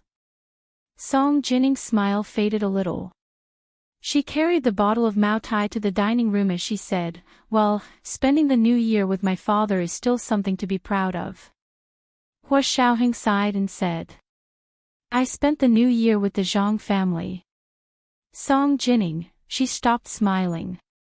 Pretend I didn't say anything. Hua Xiaoheng had wanted to finish his New Year's Eve dinner here and take Gu Nianji to Hua Guanchen's place. The grudges in their family could be settled behind closed doors, but in front of outsiders, they still had to show basic courtesy. Especially since Gu Nianji was now the chief legal advisor of the Senate, there were many people who had their eyes on her. However, Grandfather Hua felt that it was too cold, so he called the Zhang family to Hua Guanchen's West Hills villa for the new year. This was unbearable. Hua Xiaoheng didn't plan to visit Grandfather Hua and pay them a New Year's greeting. When he arrived at the living room, Hua Xiaoheng looked around. Where's Uncle Liu? He's in the dining room. Nianji should have gone to the dining room too. Hua Xiaoheng followed her to the dining room and saw that Gu Nianji and Lu Jin were already seated. They were waiting for Lu Yuan to serve the Buddha jumps over the wall. Lu Jin was explaining to Gu Nianji how to eat the Buddha jumps over the wall. You know that the Buddha jumps over the wall is stewed, and there are a lot of things in it, but it's mixed but not messy. There are many levels. So when you eat it, you're very particular. Lu Jin took out a special spoon to demonstrate. See this? This Buddha spoon is specially used to eat the Buddha jumps over the wall. With one spoon, you can take care of all the levels from top to bottom and scoop them into a bowl together. Delicious things have to be eaten together to taste the special ingredients of the Buddha jumps over the wall. Lu Jin shook his head, as if he had already written a 5,000-word paper on how to eat the Buddha jumps over the wall scientifically. Gu Nianji felt even hungrier when she heard this. She sighed and leaned back in her seat. Hurry up and serve the dishes. I'm so hungry that my stomach is cramping. Lu Jin saw this and quickly went to the kitchen to fiddle with it for a while. When he came out, he brought Gu Nianji a white jade porcelain bowl of sesame glutinous rice balls. He said, It's cooked with osmanthus rice wine. Eat this first. Gu Nianji especially liked to eat glutinous things. Rice wine, glutinous rice balls, and rice noodles were her favorites. The rice wine that Lu Jin was talking about was a southern dialect. In the north, it was called fermented rice. It was made of glutinous rice, and after fermentation, it was sweet and sour.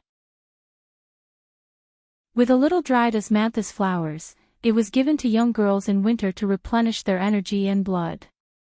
Gu Nianji drank a bowl of osmanthus rice wine glutinous rice balls and sighed in satisfaction as if she had come back to life. She said, "It's so delicious. The simple osmanthus rice wine glutinous rice balls are so delicious. President Lu's culinary skills have reached perfection."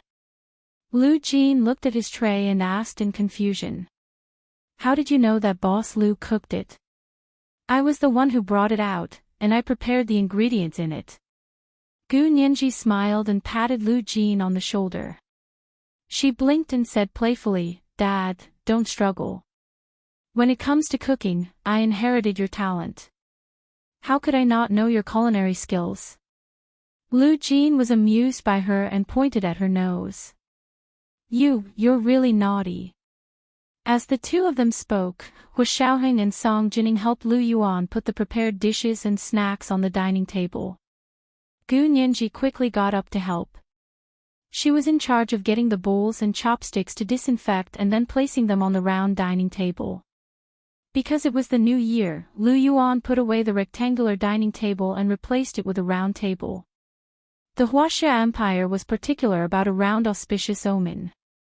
A large can of Buddha jumps over the wall was brought over and placed on the turntable in the middle, surrounded by dishes that Lu Yuan had meticulously cooked. Hu Xiaoheng took the Mao Tai he had brought over and filled it for Lu Yuan, Lu Jin, and Song Jining. He poured milk and coconut juice for Gu Nianji and only drank beer. Lu Yuan looked at him and asked with a smile, "Why didn't Xiaoheng drink Mao Tai?" Hu Xiaoheng's expression didn't change as he said, "Of course such good wine is for the elders. Nianji and I are juniors, so we won't fight with the elders for it." "Huh, is that so?" Lu Yuan looked at Lu Jin meaningfully. Like Gu Nianji, Lu Jin devoted himself to tasting the day's delicacies and wine. The Buddha jumps over the wall was delicious, but according to Lu Jin's way of eating it, it was still a little greasy. The mellow Mao Tai was just right to relieve the greasy feeling, and it could also complement the seafood in the Buddha jumps over the wall. It could be said to be very powerful. Lu Jin ate happily and drank a little too much. Before the bell rang at midnight on New Year's Eve, he passed out drunk. Lu Yuan and Hu Xiaoheng helped him away and sent him to the guest room to sleep. Song Jining was also a little drunk. She propped her head up against the dining table and kept smiling at Gu Nianji. Gu Nianji took the opportunity to whisper to Song Jining, "Miss Song, can you do me a favor?" "What is it?" "Just tell me, as long as I can do it." The drunk Miss Song had the air of a domineering elder sister. Gu Nianji's voice became softer as she said, "Miss Song, can you let me make a call to the other world? I want to wish young Master He a Happy New Year." This was the first update of the day, Chapter 2084, Every Move is Love. There were 2 updates today. At 9:00 in the evening. A reminder for everyone's recommendation votes and monthly votes moi, all the big shots and little angels. Chapter 2097. Song Jining was a little drunk, but her mind was still sharp. She raised an eyebrow. "You want to call young Master He for New Year's greetings?" "Yes." Gu Nianji nodded lightly and whispered. "He's actually my half-brother, and his parents have passed away. He's not close to the other relatives of the He family. I'm a little worried about him." Song Jining knew a little about this. Lu Yuan had revealed it before, because she had been curious about what kind of woman a person like Lu Jin would fall for and get married and have children. In the end, Lu Yuan had vaguely said that Lu Jin had never been married, and that Gu Nianji's mother was someone else. She wasn't very clear about the exact situation, but she could guess a little. Now that she knew that He Jichu's mother was also Gu Nianji's mother, Song Jining immediately sobered up. She quickly understood many things and touched Gu Nianji's face tenderly. Okay, come with me to my study. I have a phone there that can connect to the energy device at the Institute of High Energy Physics. A call to the other world required magnetic energy. The device that could activate the magnetic energy was closely monitored at the Institute of High Energy Physics. However, Song Jining had the highest authority. Besides, it was just a phone call. She nodded. I can talk for 10 minutes. This is within my authority. Gu Nianji nodded happily and followed Song Jining to her study. Song Jining's study was very spacious, and the middle was partitioned by a bookshelf. On one side was her large desk and a bookshelf with a translucent glass door that covered the entire wall. On the other side was a small postmodern physics laboratory, which made it convenient for her to do some research at home. Gu Nianji looked at the study and clicked her tongue. Ms. Song, President Liu really treats you well. Song Jining squinted her eyes and smiled. She was so charming in her drunken state that Gu Nianji blushed slightly. Yes, he's very, very nice to me, and I'm very, very nice to him. Song Jining smiled as she walked to the physics laboratory on the other side of her study. She took out a black cylindrical object and fiddled with it for a while. After the magnetic field energy device was connected, Song Jining called her over and said, "You can just click on young Master He's phone number here." She patted Gu Nianji's shoulder and left the study considerately, giving her space to speak freely. Before she left, she whispered, "I'll block the surveillance cameras here. Don't worry, make the call." Gu Nianji smiled. "I'm just wishing young Master He a happy new year." After Song Jining left, she closed the door to the study. Gu Nianji looked at the 3D dial in front of her and reached out to slowly tap He Jichu's number. He Jichu sat alone in the bedroom of his suite. He didn't have much of an appetite as he went downstairs to eat. The orderlies had called him a few times to ask when he would be coming down for dinner, but he had only told them to go back for the new year and not to stay at his house. The orderlies had their own duty schedule. Of course, they wouldn't all go back just because He Jichu asked them to. Those who weren't on duty could go back. Those who were on duty went to their own dormitories and had a reunion dinner with everyone. It was also very lively. He Jichu really didn't have much of an appetite. He sat for a while and decided to take a shower before going to bed. Tomorrow, he still had to go down to the grassroots level to celebrate the new year with the soldiers, so it was better to sleep early. He actually had no interest in waiting for the New Year's Eve bell to ring. Just as she took out some clothes from the closet, she suddenly heard a song coming from the bedroom. "You can't hear my voice, so you're afraid of blurting out your name. It's like I'm sure I'm going to meet you. It's like we've exchanged eyes before. I feel like I've seen you somewhere before." It was the ringtone of a phone he hadn't used in a long time. He Jichu was slightly taken aback. Then, he ran to his bed and took out a phone that was always charging from under his pillow. A strange number appeared on the phone, but there was no mistaking it. It was this number. He Jichu took a deep breath. His shimmering almond-shaped eyes were shockingly bright. He held the phone and trembled for a while before he calmed down and picked up the call. The soft voice that was almost engraved in his genes came from the other end of the phone. "Hello. Is this young Master He?" He Jichu's throat was choked.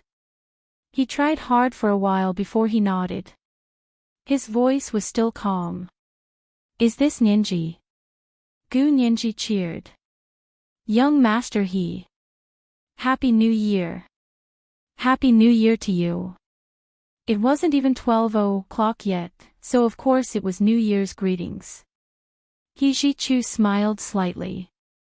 She was still so mischievous. It seemed like she was having a good time over there. He Jichu sat on the sofa and posed for a long conversation. "Where are you spending the New Year's?" Who's by your side? Gu Nianji almost counted with her fingers. My dad, CEO Liu, Major General Hua, and Miss Song. Oh, right, CEO Liu and Miss Song got married 2 months ago. He Jichu was stunned. Miss Song isn't Major General Hua's mother. CEO Liu is his uncle, right? What about Major General Hua's father? Miss Song and Major General Hua's father divorced a long time ago. Why can't she remarry? Gu Nianji said casually. Young Master He, you're not so futile, are you?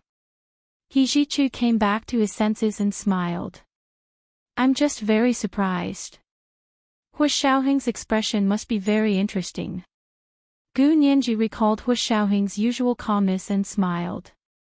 His heart might be very interesting, but you really can't tell from his face.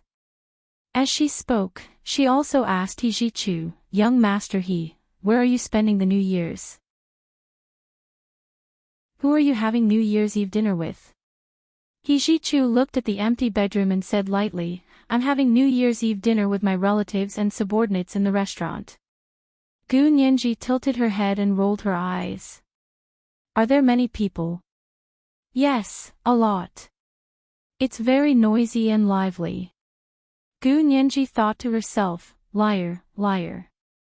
Only He Jichu's voice could be heard on the phone. If there were really a lot of people, how could she not hear any other sounds? He Jichu seemed to have guessed what she was thinking. He smiled and said, I saw you call, so I found an empty room to talk to you. Otherwise, it would be so noisy that I wouldn't even be able to hear you. Gu Nianji, that seemed to make sense. She was uncertain again. She smiled and said, I see. I was just wondering if there was some new type of soundproof phone over there, ha ha ha ha. He Jichu's thin lips curled up. He thought to himself that his Nianji was indeed smart. Even he hadn't thought of this excuse. That's a good idea. I'll get someone to develop it tomorrow, He Jichu teased. Gu Nianji put on her Bluetooth headset and connected it to the intercom. She walked to the bay window of the laboratory and sat down. She looked at the night view outside the window and said calmly, when it's developed, send me a copy. Then she immediately asked, is Cousin Xia there? I want to wish her a happy new year too. Thank her for being by He Jichu's side. He Jichu pressed his hand against his temple and calmed himself down before saying nonchalantly, Nianji, you're making things difficult for me. It's New Year's Eve, so of course she's spending the new year with her family. We're getting engaged this year. After I finish my mourning for my father, we'll prepare for the wedding. Gu Nianji's expression was very calm, but her voice sounded very happy. So you're engaged. That's great, that's great. Congratulations, young Master He. Congratulations, Cousin Xia. She added, I'm also observing mourning for my mother. Maybe I can get married with young Master He and Cousin Xia. He Jichu smiled and quickly changed the topic. The two of them talked for 8 or 9 minutes. From the corner of her eye, Gu Nianji saw the red light on the intercom. She knew that it was almost time, so she quickly said, then I wish young Master He a happy new year and your wishes come true. He Jichu grunted and said very gently, Nianji, you too. He paused for a moment. Just as Gu Nianji was about to hang up, he said very softly, your sister. Gu Nianji didn't hear what He Jichu said clearly, but she heard the word sister and quickly said, brother, take care of yourself. I'll call you again when I have the chance. After hanging up He Jichu's call, Gu Nianji saw that there was still more than a minute left on the intercom. Without hesitation, she dialed Xie Qingying's number. This is the second update of today, Chapter 2085, Lying, Liar. There are 2 updates today. A reminder for everyone's recommendation votes and monthly votes moi, all the big shots and little angels genius 1 second to remember this website's address. Mobile version, M. Chapter 2098. Xie Qingying was with her best friend at the moment. Although it was New Year's Eve, her best friend knew that she had broken up with Yi Zhichu, so she immediately came to accompany her after having New Year's Eve dinner with her family. The two of them sat on the bed in Xie Qingying's bedroom, chatting as they scrolled through their phones. Her best friend was worried that Xie Qingying would do something stupid, so she had already planned to accompany her for the next few days. Xie Qingying, on the other hand, was calmer than she had imagined, but she was always very depressed. Even reading those silly comics couldn't make her laugh. Just as her best friend was thinking about how to comfort her, she heard Xie Qingying's phone ring. Xie Qingying took a look and frowned. Who is this? Is it a prank? A strange phone number appeared on her phone. It wasn't the way they were familiar with numbers in any country. Her best friend poked her head out to take a look and said thoughtfully. Could it be young master he calling to ask for peace? He's too embarrassed to use his own number, so he used a special device to hide his number. Xie Qingying glared at her and said calmly, I've already given up, but you haven't. I'm just worried about you. Her best friend quickly raised her hands in surrender. I won't say anything else. You and young master he can solve your problems yourselves. Xie Qingying snorted and stared at the number for a while, hesitating whether to answer it or not. In just a short while, the number hung up. She couldn't tell if she was relieved or disappointed. However, before she could sort out her thoughts, the number called again. This time, Xie Qingying didn't hesitate and picked up the phone. A voice that she didn't like but remembered came from the other end of the phone. Cousin Xie. This is Gu Nianji. Happy New Year. Xie Qingying was slightly taken aback. Gu Nianji. Is it really Gu Nianji? Where did you go? You didn't even come back for the New Year. How can you let your brother spend the New Year alone? Gu Nianji, it was indeed different from what Yi Zhichu had said. Her brows twitched slightly, and she said calmly, how could that be? Doesn't my brother have cousin Xie with him? I heard that you guys are engaged. I haven't congratulated you yet. Xie Qingying's face darkened. She thought that Gu Nianji was calling to laugh at her. She said coldly, I heard that I'm engaged. Who told you that? Of course it was young master he. Gu Nianji chuckled. If young master he hadn't told me, how would I have known? Xie Qingying understood a little, and the anger in her heart dissipated a little. You just called your brother. Yes, I just gave my New Year greetings. I said that I wanted to talk to cousin Xie, but my brother said that you were spending the New Year with your own family and not at the He family's house. Gu Nianji didn't say everything Yi Zhichu said.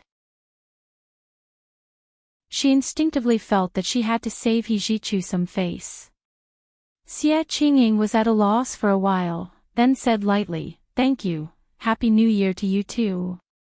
Also, I've broken off my engagement with your brother, so you don't have to call me or wish me a Happy New Year. That's all. She wanted to hang up in a hurry because she really didn't know how to face Gu Nianji. Gu Nianji's heart sank. She knew it. Seeing that she didn't have much time left, she didn't stand on ceremony and quickly said, Cousin Xie, even if you broke off the engagement with my brother, you're still my cousin. Can't relatives call to pay their New Year greetings? Alright, I'm going to eat too. Talk to you later. Goodbye, cousin Xie. As soon as she finished speaking, 10 minutes were up. The magnetic field energy was used up, and her phone was disconnected. She could no longer dial to the other world. Gu Nianji let out a long sigh. She had a headache thinking about it. How could this be? Everything was fine, but they actually broke off the engagement and broke up. She didn't know what had happened. Yi Zhichu was still trying to hide it from her. Gu Nianji slammed her fist on the windowsill. She still wanted to call, but Song Jining probably didn't have the authority. She could only wait for her father, Lu Jin, to sober up tomorrow. She would try to ask if her father had a way to contact the other world. After Hu Xiaoheng and Lu Yuan sent Lu Jin to the guest room, they didn't see Gu Nianji and Song Jining when they came out. He looked around the house and saw the slightly drunk Song Jining. After asking, he found out that Gu Nianji was in Song Jining's study and laboratory. Although Song Jining had been smiling and refused to say where Gu Nianji had gone, Hu Xiaoheng didn't need to ask to know what Gu Nianji was doing. He had no intention of stopping her, and of course, he had no intention of encouraging her. It was good to pretend that he didn't know. Hu Xiaoheng returned to the dining room and chatted casually with Lu Yuan.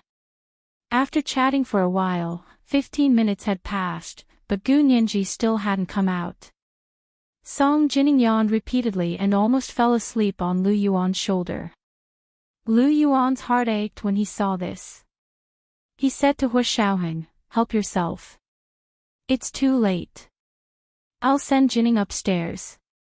Hu Xiaoheng nodded. "Don't worry about me. I'll bring Nianji home later."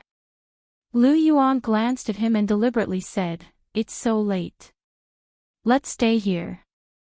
We'll go back tomorrow." Hu Xiaoheng shook his head calmly. "It's fine. It's New Year's Eve today.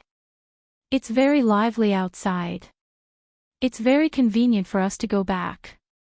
Lu Yuan smiled and didn't say anything else. He half-supported and half-carried Song Jining upstairs. Hu Xiaoheng sat alone in the dining room for a while before knocking on the door of Song Jining's study and laboratory. Gu Nianji came back to her senses and thought that Song Jining had come to rush her.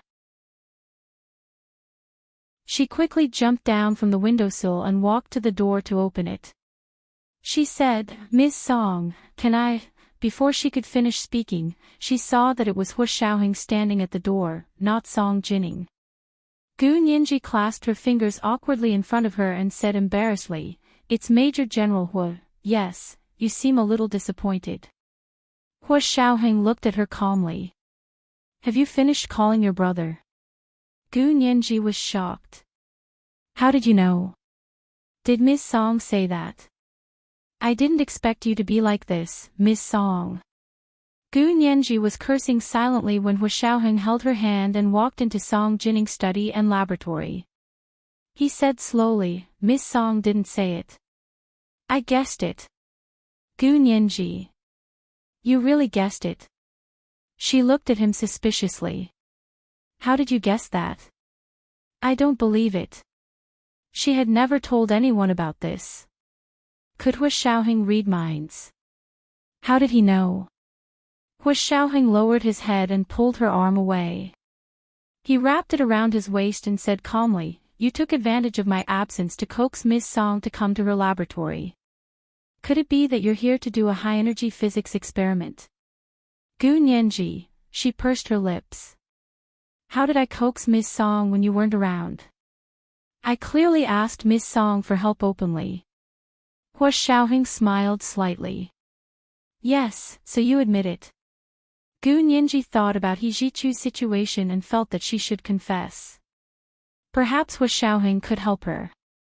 Gu Nianji said honestly, "I asked Miss Song for help and called my brother." "You really don't know until you call him. He was actually engaged to cousin Xia and then broke off the engagement. It hasn't even been a year." Hu Xiaoheng wasn't surprised at all. He said calmly, "Young master, he has been giving Xia Qingying face for so long." "What do you mean? Do you think he's rarely with Xia Qingying because he loves her?" Hu Xiaoheng tapped Gu Nianji's forehead. "Are you stupid?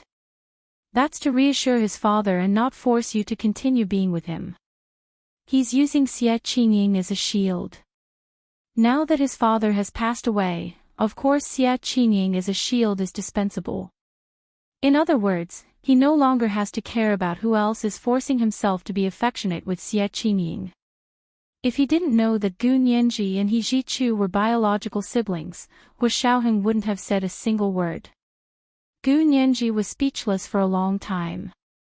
After a while, she said faintly, I finally understand where Cousin Xie's faint hostility towards me came from. Gu Nianji glanced at Hu Xiaoheng from the corner of her eye and smiled faintly. Cousin Xie has a good temper. If you use me as a shield, I would definitely kill you to the end. Hu Xiaoheng hugged her even tighter and lowered his head to kiss her passionately. He whispered hoarsely in her ear. How could I bear to? This was the first update of the day, chapter 2086, How Could I Bear to? There were 2 updates today. At 9:00 in the evening. A reminder for everyone's recommendation votes and monthly votes moi, all the big shots and little angels genius 1 second to remember website. Mobile version, M.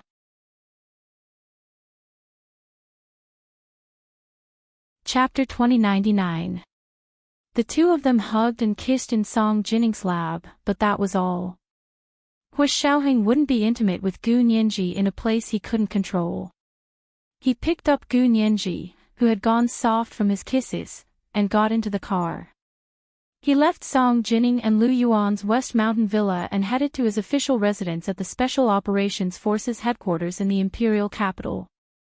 Gu Nianji leaned against the car and looked at him with a smile.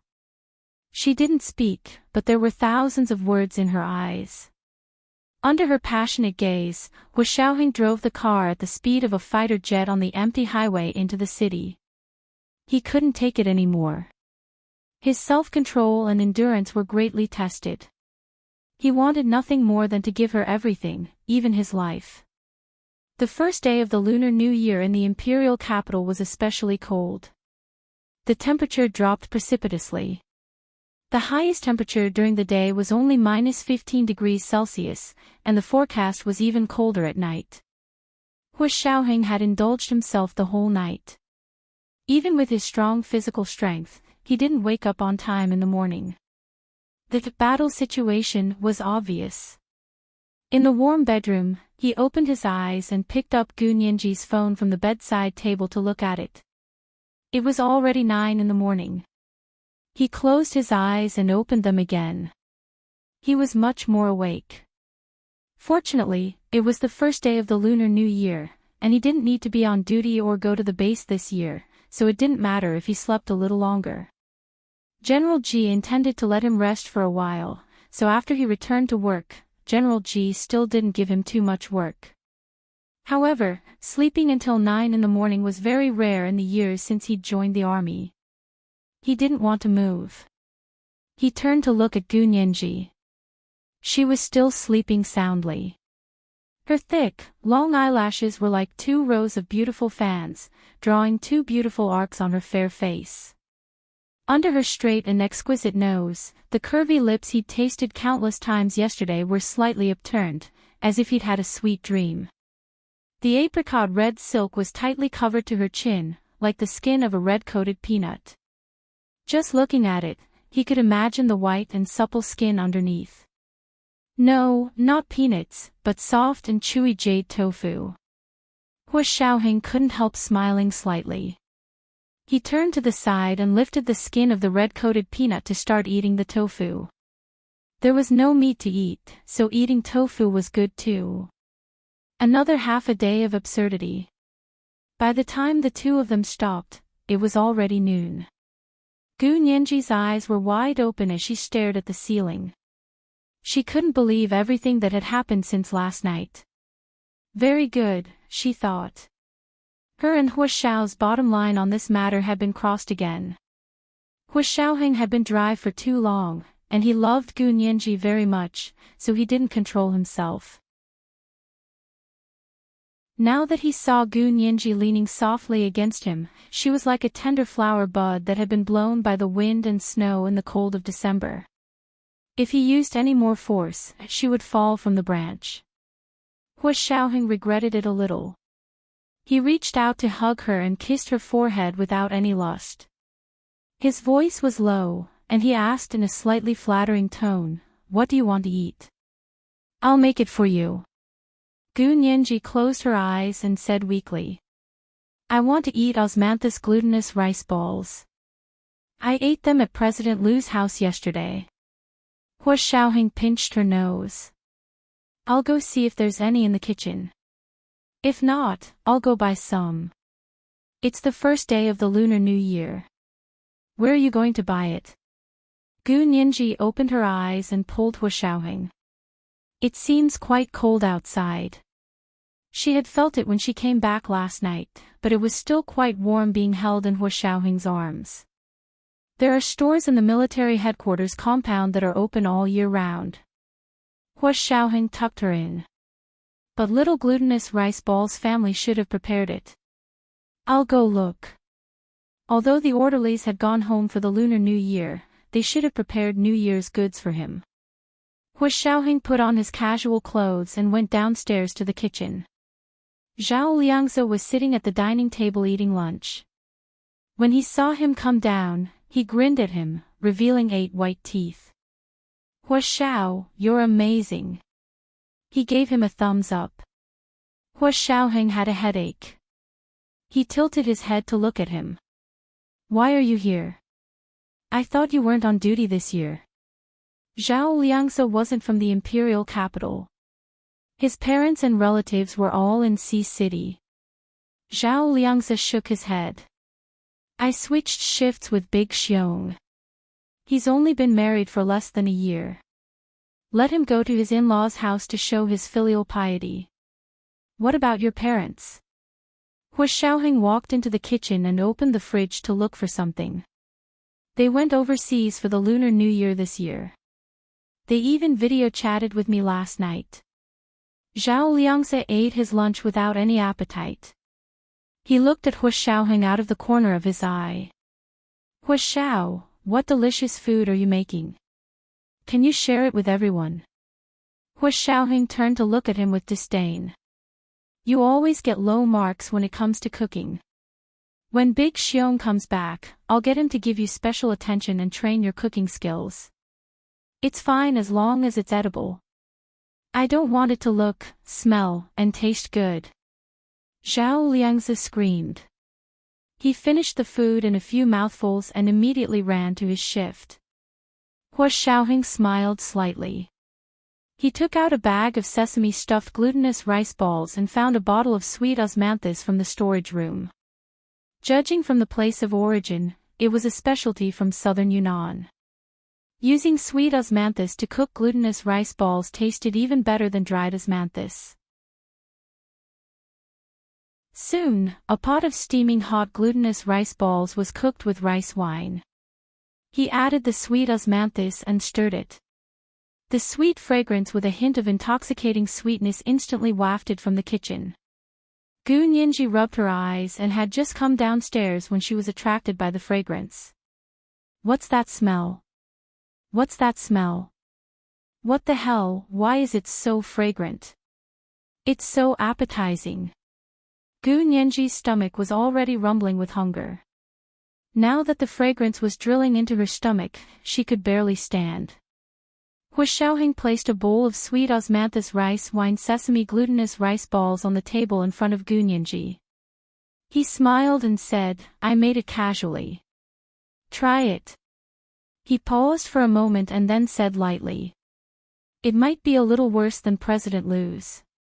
Gu Nianji took a spoon and scooped a spoonful. The sweet osmanthus and rice wine surrounded a small sesame glutinous rice ball the size of a white jade finger. She swallowed it in one gulp. It was so delicious that she narrowed her eyes and only cared about feeling the tenderness and softness of the glutinous rice ball. With a gentle bite, the sesame filling inside flowed out and the juices scattered everywhere. It soothed her morning temper. Gu Nianji took a satisfied breath and nodded at Hua Xiaoheng. Delicious. It's even better than President Liu's. Really? Hua Xiaoheng also scooped a bowl for himself and sat next to her to eat. The glutinous rice ball rolled in his mouth. It reminded him of something else, and his mind was in turmoil as he ate. However, their warm time didn't last long before Gu Nianji's phone rang. It was Lu Yuan's number. Gu Nianji quickly picked up and asked, Happy New Year, President Liu. Happy New Year to you and Ms. Song. Lu Yuan smiled and nodded. Open the door. I'll give you a red packet. That nice? Gu Nianji was overjoyed. She put the last bite of glutinous rice ball into her mouth and rushed out to open the door. She saw Lu Jin standing at the door happily with a big red packet in his hand. Happy New Year, girl. Gu Nianji, at the entrance of Hu Xiaoheng's official residence, Lu Yuan sat in the car and made an okay gesture at her. He drove away. He had sent Lu Jin back to her. This was the second update of the day, Chapter 2087, Eating Tofu. There were 2 updates today. A reminder for everyone's recommendation votes and monthly votes moi, all the big shots and little angels.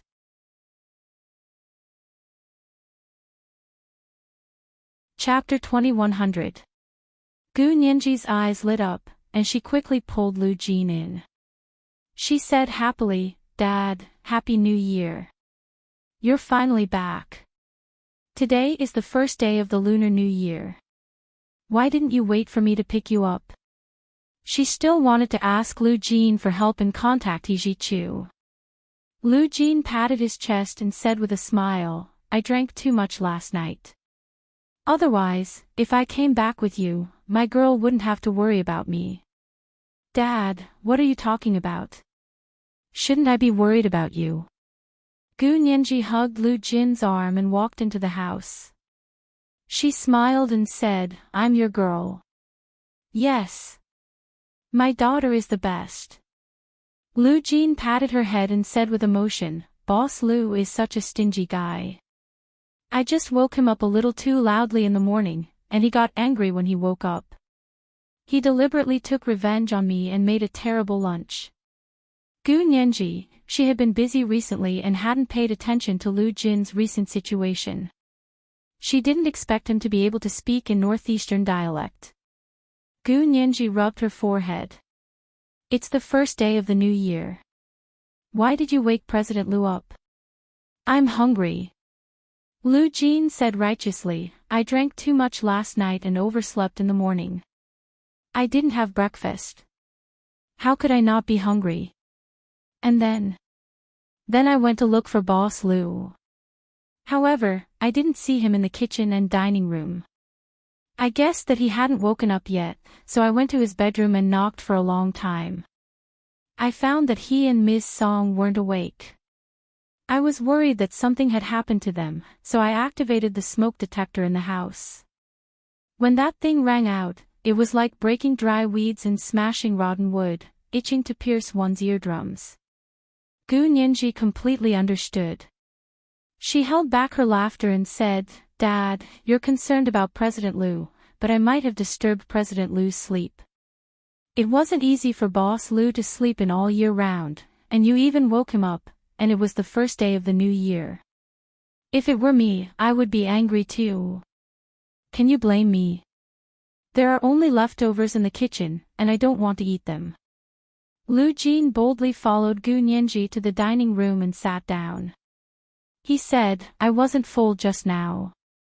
Do you have any food here?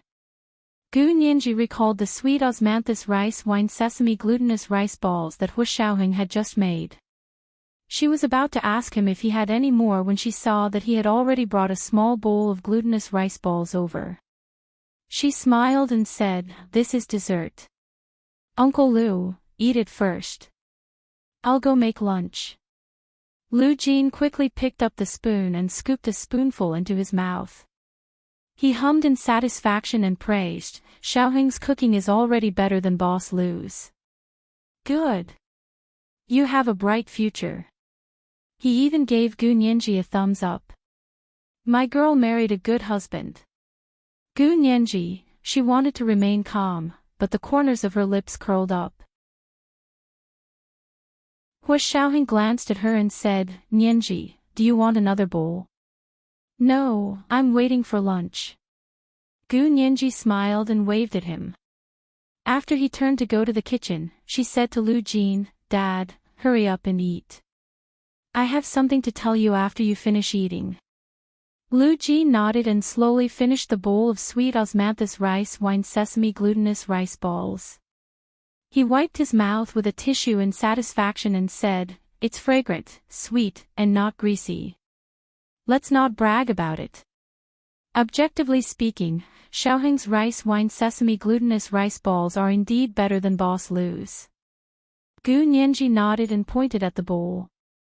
Major General Hui used sweet osmanthus flowers, while President Lu used dried osmanthus flowers. Dried osmanthus flowers are lighter and more elegant. Sweet osmanthus flowers taste fragrant and taste more refreshing. I prefer sweet osmanthus rice wine glutinous rice balls. What about you? Lu Jin also said, "My taste is the same as my girl's. I also like the taste of sweet osmanthus flowers." The father and daughter had reached an agreement and were in a good mood. While waiting for Hu Xiaoheng to make lunch, Gu Nianji pushed Lu Jin's arm and said, "Dad, do you want to go upstairs and wash up? I have something to talk to you about." Lu Jin saw that she didn't want Hu Xiaoheng to know. He pulled her to his suite on the first floor and asked, "What's the matter?" Being mysterious. "I washed up at Boss Lu's place. There's no need to make excuses." Gu Nianji closed the door in embarrassment and whispered, "It's like this. I asked Miss Song to help me call young Master He yesterday." Lu Jin was shocked. "Yesterday? When was it yesterday? Why didn't I know?" "It was after you went to rest." Gu Nianji was embarrassed to say that Lu Jin had been drunk at that time, but Lu Jin understood when she said it so vaguely. He rubbed the space between his eyebrows and said, "Didn't we already call? What else do you want?" Gu Nianji walked to Lu Jin's side and her voice became even quieter. "I only spoke for less than 10 minutes when I realized that something seemed to have happened to young Master He, so I used the last minute to call young Master He's fiancée, Xie Qingying. In the end, Xie Qingying said that she had already broken off her engagement with young Master He and broken up." Lu Jin didn't care about He Jichu's love life at all. Of course, he didn't feel like an uncle to Xie Qingying at all. He said sharply, "So be it. Do you need to give her a few red packets to celebrate?" Gu Nianji, she really couldn't speak. She pursed her lips and continued to beg Lu Jin patiently, "Dad, don't say that. Young Master He is also Mother's son. Now that young Master He's father and mother are gone, he only has half a sister to me. How can I not care about his mother?" Seeing that Lu Jin's expression seemed to have softened, Gu Nianji continued, "What's more, he's the only son of lawyer Qin Suwen. Even for lawyer Qin Suwen's sake, don't you still have to help take care of her son?" Gu Nianji's last sentence moved Lu Jin. However, he was also thinking about something else and nodded thoughtfully. "It's good to keep in touch with young Master He. If young Master Huo lets you down, Dad will take you back." He wanted to say, "Marry young Master He," but looking at Gu Nianji's raised eyebrows, he still didn't say those words. Gu Nianji didn't expect Lu Jin to have this plan. She shook her head, not knowing whether to laugh or cry. "All right, don't think too much about it. I just want to know what's going on between young Master He and Xie Qingying. What's the use of finding out?" Lu Jin glared at her in confusion. "Are you trying to matchmake them and force them together?" Gu Nianji quickly shook her head. "Of course I won't interfere in other people's relationships. I just want to know if there's any conflict inside and if it's affected young Master He. Also, I want to comfort him and hope that he won't be defeated by this matter." Lu Jin scoffed. "He's a man. How could he be defeated by a breakup? What's going on in your head?" "But I heard that Xie Qingying was the one who suggested the breakup." Gu Nianji was also very tough. She said with a hint of anger, "What's wrong with my brother? She actually doesn't want him." This was the first update of the day, Chapter 2088, Disturbing Dreams. There were 2 updates today. At 9:00 in the evening the next day. A reminder for the recommendation votes and monthly votes. Everyone, Little Angel's Genius 1 second. Remember site address. Mobile version, M.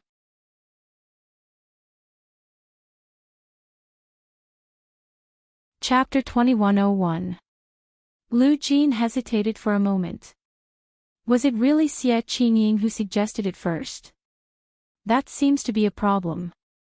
She really likes He Ji-chu. The person she fell in love with first had already lost at the starting line. What had happened to make her quit halfway? I think so. Gu Nianji struck while the iron was hot and said, "Can you help me get some more phone time from Miss Song?" "I can't do that." Lu Jin refused immediately. Gu Nianji was very disappointed, but she refused to give up immediately. She immediately said, "Then do you have a quantum communicator? Do you have a quantum communicator that doesn't need magnetic energy to communicate with the other side?" She looked at Lu Jin eagerly, and her eyes were about to sparkle. Lu Jin's heart skipped a beat when he saw how cute she was, but he still shook his head and said with a smile, "I have a quantum communicator, but I can't not use magnetic energy." "Then what should we do?" Gu Nianji was so anxious that she paced around Lu Jin's suite. "Where can I get magnetic energy?" Lu Jin had just arrived, and his personal laboratory had only been prepared after New Year's Day, so Gu Nianji knew that Lu Jin didn't have the kind of high-energy magnetic field energy that could support multidimensional communication. "No." Lu Jin spread his hands and continued to smile. "But I can get some magnetic energy from Miss Song." Lu Jin winked at her. "Black energy. Can energy be hacked too?"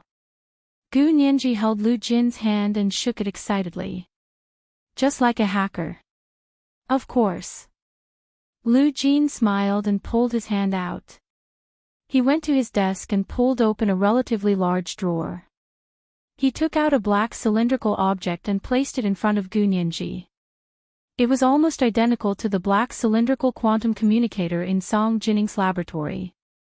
Gu Nianji quickly pulled a chair over and sat down. She leaned over to see how Lu Jin would hack energy from Song Jinning's laboratory. She asked worriedly, "Won't you get caught?" Lu Jin rolled his eyes. "They want to catch me. With their standards, it'll take another 1,000 years. Gu Nianji, Dad, you have a 2.8-meter aura today." Gu Nianji gave Lu Jin a thumbs up and praised him for 10 minutes. Lu Jin listened with satisfaction as he connected the device in Song Jinning's study and laboratory in Lu Yuan's West Mountain Villa. With this place as a base, he connected it to the Magnetic Field Energy Laboratory of the Institute of High Energy Physics. The high-energy magnetic field energy that could support the resonance of the magnetic fields of the two worlds was stored in the basement here. Although Lu Jin said that no one would find out that he had hacked into the magnetic field energy system, he was still very cautious and did not act recklessly. He used a program to control it and only used enough energy for 10 minutes of communication. This was also within Song Jinning's scope of authority, so it wouldn't alert the system. Gu Nianji understood and said embarrassedly, "You're using Miss Song as a scapegoat, aren't you? What's wrong with letting her take the blame?" Lu Jin snorted. "Who asked Boss Lu to cook so badly today?" "Humph." Gu Nianji knew that Lu Jin was venting his anger on her, but in her opinion, deliberately cooking terrible food was indeed unforgivable. She quickly said, "President Lu is so bad." "Serves you right." She then took the quantum communicator from Lu Jin's hand and was about to dial.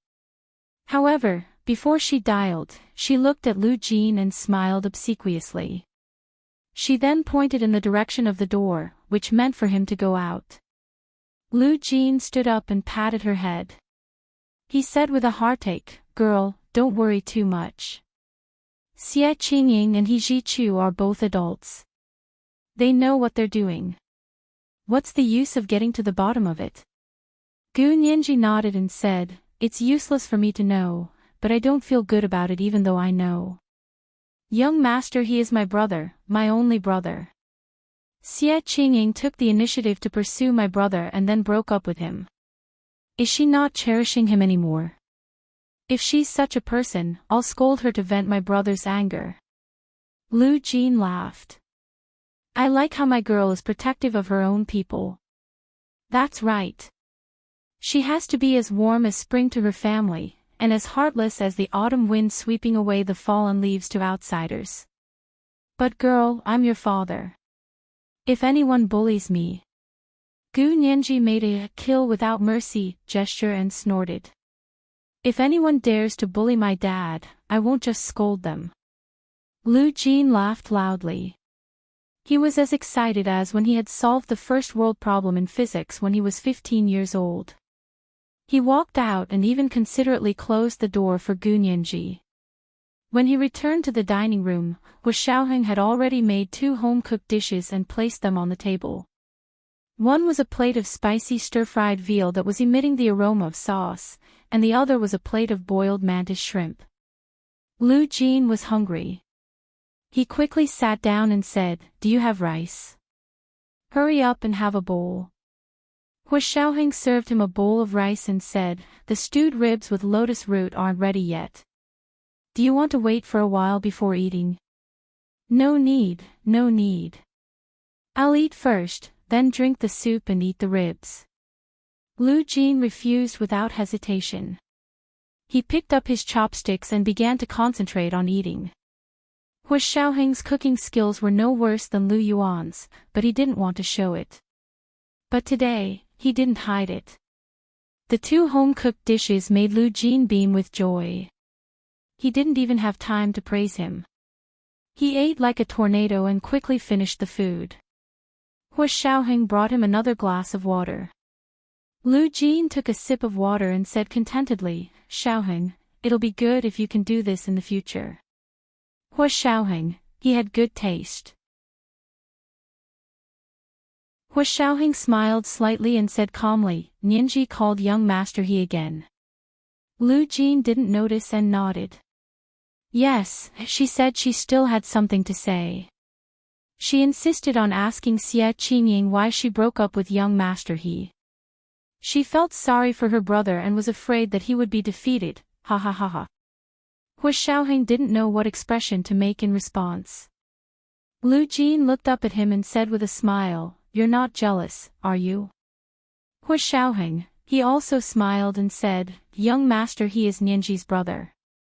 Why would I be jealous? It's not like I'm stupid."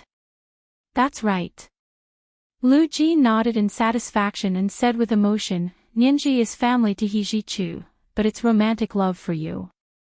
In romantic love, there will be jealousy, unwillingness, greed, and a strong desire to be exclusive. You will want the other party to reciprocate the same feelings. Without these, don't say that you have romantic love. But family love is different. Family love is the purest. It just wants the other party to be well, to fight for the other party, and to worry that the other party will suffer. And this kind of relationship is completely selfless and doesn't ask for anything in return." Wu Xiaoheng listened for a while and smiled. Not necessarily, right? The relationship between some couples can also reach this stage. To what stage? To hope that the other party will be well, worry that the other party will suffer, and not ask for anything in return. This is the relationship between husband and wife. It has already sublimated from love to family love. It can't be said that it's not good. Lu Jin shrugged. My father is a psychologist. I'm still very convinced by his theory. Wu Xiaoheng thought about it carefully and felt that Lu Jin's words made sense. For example, he loved Nianji so much that he couldn't not ask for anything in return. He loved her and could die for her, but if she didn't love him, he would feel that he would rather die. In Lu Jin's suite, Gu Nianji finally dialed Xie Qingying's number again. Xie Qingying had just woken up. Her best friend was washing up in the bathroom. She was sitting by the window and scrolling through her phone in boredom. Seeing Gu Nianji's strange number, Xie Qingying thought for a moment and picked it up. She said calmly, Nianji. Happy New Year. Of course she had to pay New Year's greetings on the first day of the new year. Gu Nianji paused and forced herself to say, Happy New Year, Cousin Xie. She immediately said bluntly, Cousin Xie, it was too rushed yesterday. I didn't have time to ask clearly. Why did you break up with my brother? Did my brother do something wrong? Or did something happen? She asked carefully, and it was obvious that she was probing. The corners of Xie Qingying's mouth twitched, but how could she tell her the real reason? Xie Qingying couldn't suppress the anger in her heart and said coldly, What does it have to do with you? This is between me and young Master He. I don't need an outsider like you to tell me what to do. Gu Nianji was stunned for a long time. She couldn't help saying, Young Master He is my brother, you are my cousin, and my father is your uncle. How can I be considered an outsider? Xie Qingying was almost suffocated by her words. She held her chest and let out a long sigh. She said angrily, Even biological parents are outsiders when it comes to the relationship between a man and a woman, let alone siblings and cousins. Gu Nianji, don't interfere with your brother's relationship anymore. If you interfere again, your brother will never be able to find a wife. Gu Nianji was also angry. I'm interfering. I was just asking. Can't I even do that? If my brother was dumped and I didn't care, would I still be considered a human? Xie Qingying, I don't believe that you can pretend you didn't see something like this happen to your siblings. Xie Qingying was tongue-tied. She couldn't win against Gu Nianji in an argument, so she didn't want to talk anymore. She simply hung up and blocked her strange number. Gu Nianji couldn't get through. She knew that Xie Qingying must have blocked her number. Although she could use other methods to continue calling, she knew it would be useless. She could understand that Xie Qingying didn't want to talk to her anymore. And it wasn't like she didn't gain anything. From Xie Qingying's angry words, she vaguely felt that Xie Qingying's breakup with He Zhichu had something to do with her. But she also felt wronged. She was He Zhichu's biological sister. She was also his only family. It was impossible for her to ignore He Zhichu. Xie Qingying was being too nosy. Even someone as domineering as Major General Huan no longer guarded against their relationship after finding out that He Zhichu was Gu Nianji's biological brother. Gu Nianji stared at the quantum communicator for a long time. Her fingers drew circles on the edge of the tube. After calming down for a while, she called He Zhichu. He Zhichu was in a very good mood on the first day of the new year. He had brought people to the grassroots level early in the morning to visit the soldiers. He only had the phone with him that used to be always charging under his pillow. At noon, he had just finished lunch with everyone. When he came out of the army cafeteria, he received another call from Gu Nianji. She had called him for 2 days in a row, from the end of the year to the beginning of the year. He Zhichu felt that he could be happy for a year. This was today's second update, Chapter 2089, Insider and Outsider. There were 2 updates today. A reminder for everyone's recommendation votes and monthly votes moi, all the big shots and little angels genius 1 second to remember this website's address. Mobile version, M.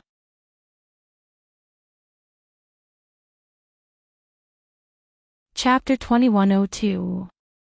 Nianji, you're visiting me on the first day of the new year. Come, I'll give you a big red packet. He Zhichu's voice was light and elegant, with a sense of joy and calmness from the bottom of his heart. Gu Nianji, she didn't know if she should curse at him. She was extremely worried about him, but he was in a good mood. He could even tease her. Gu Nianji wiped the sweat off her forehead speechlessly. She felt that she might have been worrying too much. It seemed that even though Xie Qingying had dumped He Zhichu, it was still unclear who had dumped who based on their current situation. Of course, Gu Nianji was completely on He Zhichu's side. Seeing that Hijichu wasn't sad, she didn't have to bring it up. The doubts and anger she had felt at Xie Qingying's side vanished in an instant. Gu Nianji's mood was like spring in March, so bright that she forgot about her sadness. She giggled and said, "Brother, you only know how to lie to me. How could I receive your red packet?" Humph. Hijichu couldn't help curling his lips. His sparkling almond-shaped eyes flashed as he said, "I'll keep it for you for now. I'll transfer it to you when I have the chance." Gu Nianji scoffed. "How?" "Unless you can use quantum communication to connect the blockchain of the two worlds. However, the Bitcoin on our side has plummeted. Even if you can transfer it, it'll be free money." Hijichu raised his black leather-gloved hand and covered his lips with a smile. "That's a good idea. Why don't you tell your dad? Maybe he can make it happen." "Huh? I was just spouting nonsense." Gu Nianji was a little embarrassed. "Don't tell my dad." She didn't want to take up too much of Lu Jin's time for her own selfish reasons.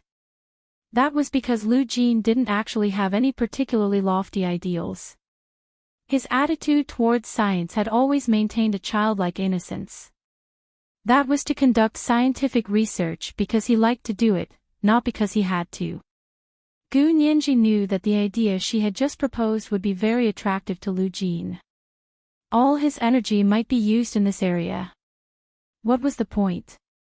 Lu Jin's intelligence should be used where he was more needed. Gu Nianji laughed it off and glossed over the matter. She then said, "Brother, you're single now. Don't just work all day. You have to find yourself a girl you like to take care of you." The smile on Hijichu's face faded. He stood on the sidewalk outside the military cafeteria and looked at the empty field in the distance. His voice was calm as he said, "Okay, you want me to get married? I'll definitely find you a good sister-in-law." Gu Nianji choked and said anxiously, "It's not that I want you to get married, it's that you don't want to get married. I'm not forcing you to get married. Don't twist my words." She was so anxious that her voice had changed.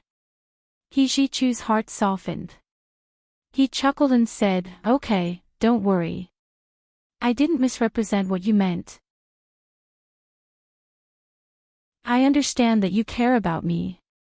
Gu Nianji nodded solemnly. "I really didn't mean to force you.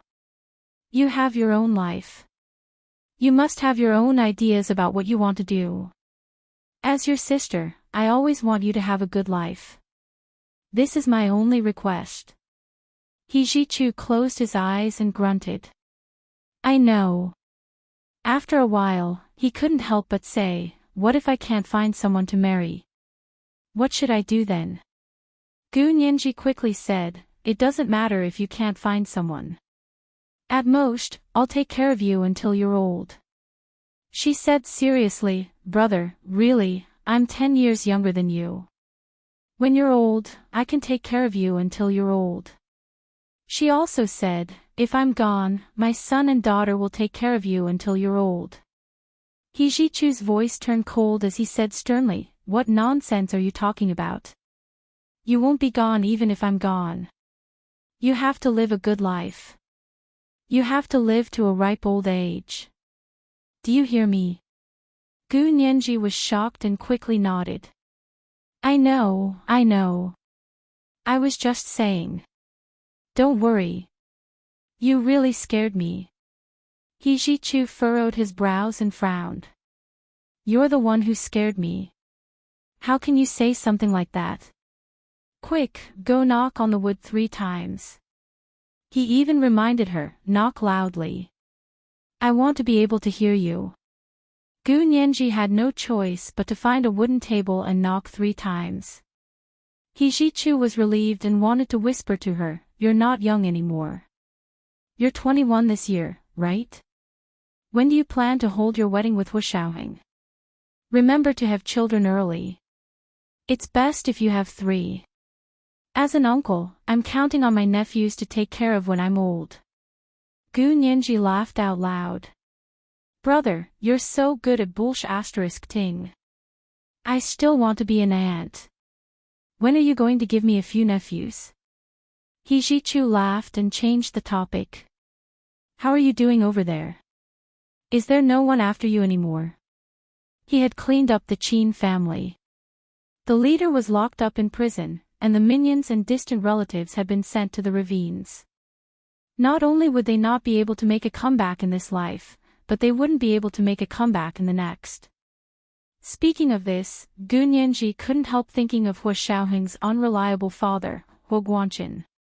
She couldn't help but complain, I'm safe, but Hua Xiao's mother is unlucky. She quickly told him about the explosion at the Sheraton Hotel a few days ago, as well as the kidnapping of Song Jining. He Jichu was annoyed. What the hell is Hua Xiaoheng doing? His father's womanizing debt has to be paid by his daughter-in-law and ex-wife. What the hell? Nianji, what else is there? Tell me more. He was so angry he wanted to drag Hua Xiaoheng over and beat him up. Gu Nianji was a bit embarrassed. Although she didn't like Hua Guanqin, he had his reasons for that incident. He just hadn't expected the other party to be so powerful. Gu Nianji shrugged and said casually, although he was responsible, it wasn't the main responsibility. The key was that the other party was too cunning and powerful beyond imagination. Gu Nianji had spent 2 months investigating the mastermind, but still couldn't figure out who he was from. At the moment, whether it was the Carlyle Corporation or the Pacific Rim Private Equity Fund, they were just white gloves. Because it was related to the explosion 18 years ago, and he Jichu was an insider in the other world, Gu Nianji mentioned a few things to him. She said that Hua Guanqin was investigating the explosion caused by the failed experiment 18 years ago, which was why there was this explosion. He Jichu's heart skipped a beat and he said, I heard my father mention this once. Gu Nianji also remembered that Hua Guanyuan, or Lu Yuan, had gone to the other world with the huge energy of the explosion in that accident. He Qingjian and the others in the other world had also sensed this huge change and sent people to investigate Lu Yuan. However, Lu Yuan was quickly rescued by Lu Jin. He Qingjian and the others couldn't find him. She quickly said, what did General He say? Does he know what's going on? This was the first update of the day, Chapter 2090, I'll take care of you. There were 2 updates today. At 9:00 in the evening. A reminder for everyone's recommendation votes and monthly votes. PS, there seems to be some kind of ranking over there. If you have a QQ account, you can help Hello, Major General rank through QQ reading so that this book will have more chances to appear and be seen by more readers. Thank you, everyone. Mwah, mwah, little angels.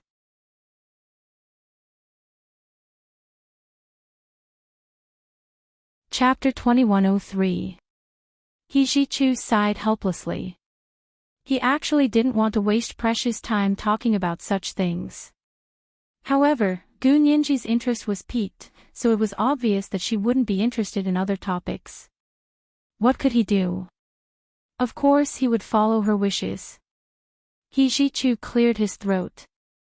There was no one within 3 meters of him. The bodyguards, orderlies, and personal secretaries were scattered around to block off the crowd's line of sight. He Jichu lowered his voice and said, my father once said that Lu Yuan broke through the spatial barrier and came to our side because of an accident.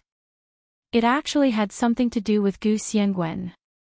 Gu Nianji, which Gu Xiangwen? Gu Nianji asked uneasily. If there were the same people in parallel spaces, they would be each other's counterparts. Was she mistaken? He Jichu paused for a moment before saying slowly, the Gu Xiangwen on both sides. Gu Nianji's heart skipped a beat, as if all the air in her lungs had been expelled. Her head was a little dizzy, and she couldn't speak for a long time. By the time she came back to her senses, 10 minutes had passed. Without energy support, the phone had hung up. After this time, she didn't know how long it would be before she could speak to He Jichu again. Gu Nianji stared at the quantum communicator in a daze, her mind in a mess. It was as if she was walking in the dark wilderness. A faint light appeared in front of her. She could see it, but she couldn't walk over. She thought about it for a long time and came to one conclusion. The extent to which the two Gu Xiangwens were involved in this matter was deeper than they had investigated. Of course, it was also deeper than she had imagined. For a moment, she almost didn't want to investigate this matter anymore.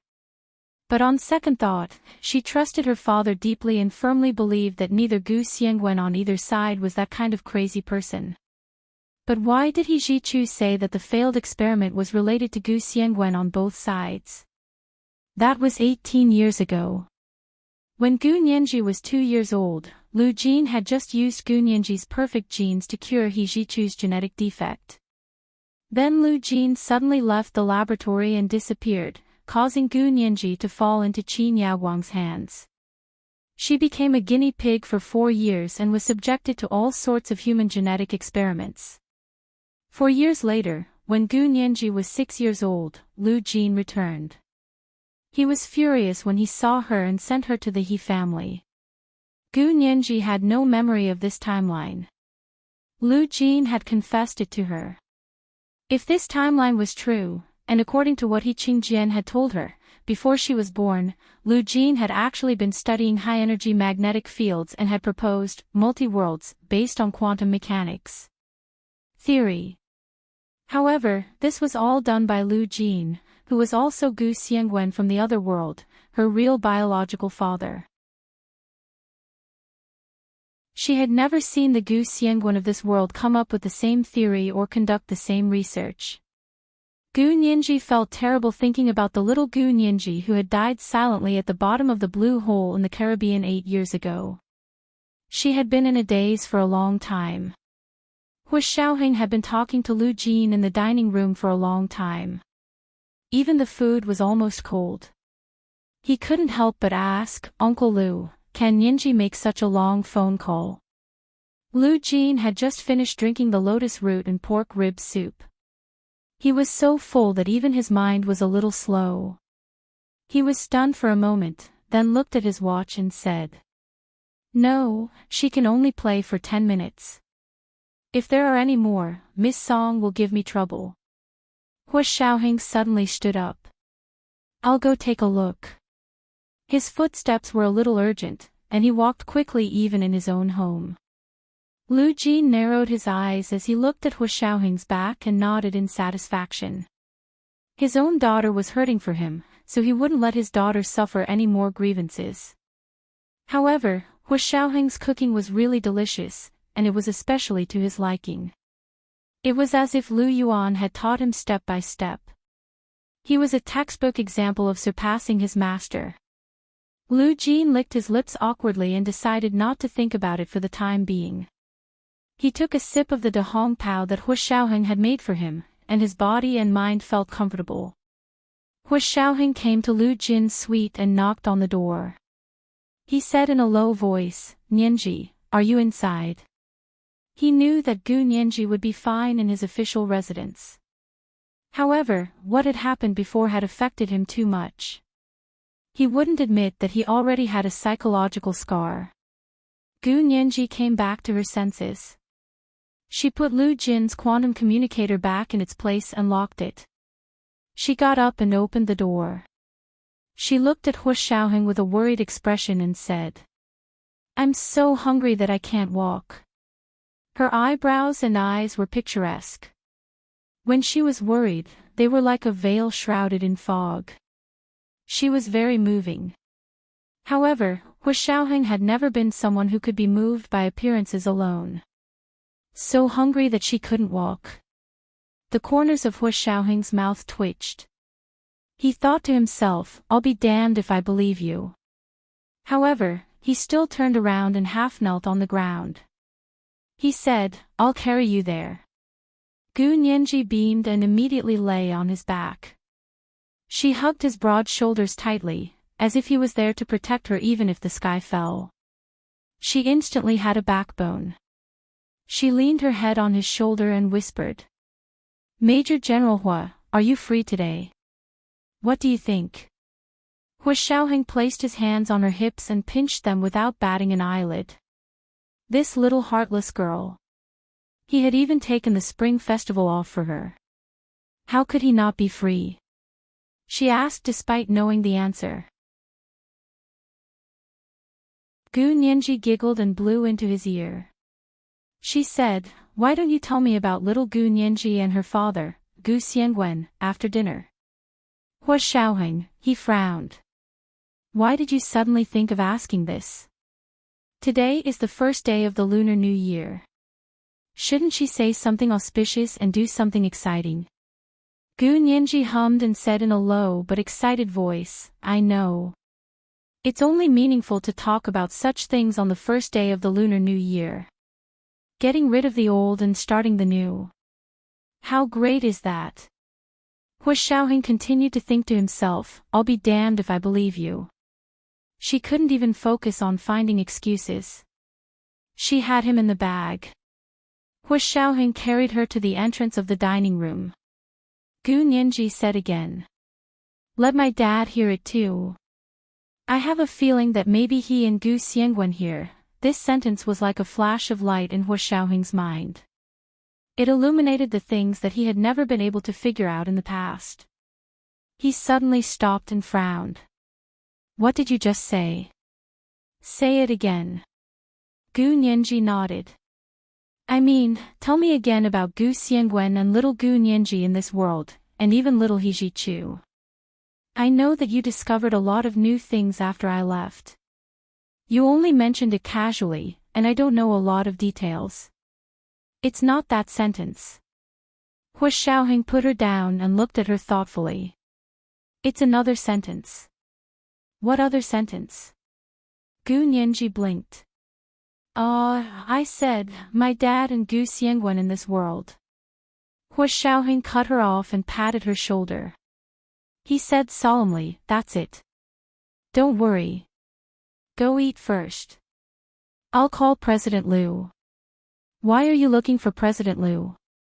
Gu Nianji sniffed unhappily and reached out to tug at Hua Xiaoheng's sleeve. He sent my dad over in a hurry because he wanted to spend some alone time with Ms. Song. But this matter must be supported by President Liu. Hua Xiaoheng's palms were sweaty. He was nervous and a little excited, but his expression was as calm as ever. However, what he said wasn't the case. I'll immediately apply for level 1 alert. Let's go to the study of my official residence to talk. I'll inform Little Zay to block all signals and inform Big Xiong to return to the team to take charge of the official residence's security. Old Zhou will lead the military police to control the underground, land, and air defense systems of the entire base. Gu Nianji, big brother, you're making too much of a scene. Gu Nianji couldn't even eat anymore. She narrowed her eyes and asked, Major General Hua, do you know what you're doing? She asked seriously, don't expose yourself here. This is the second update of today, Chapter 2091, I don't believe you. There are 2 updates today. P.S. No matter where you're reading the novel, I hope you can go to Buckle Reading and help, hello Major General, get on the rankings. It seems that 1 yuan can increase 10 points, right? To be honest, there are too many rankings now, and it's much more difficult for readers to find books than before. I hope this book will have more opportunities to appear and be seen by more readers. Thank you, everyone. Mwah, all the big shots and little angels.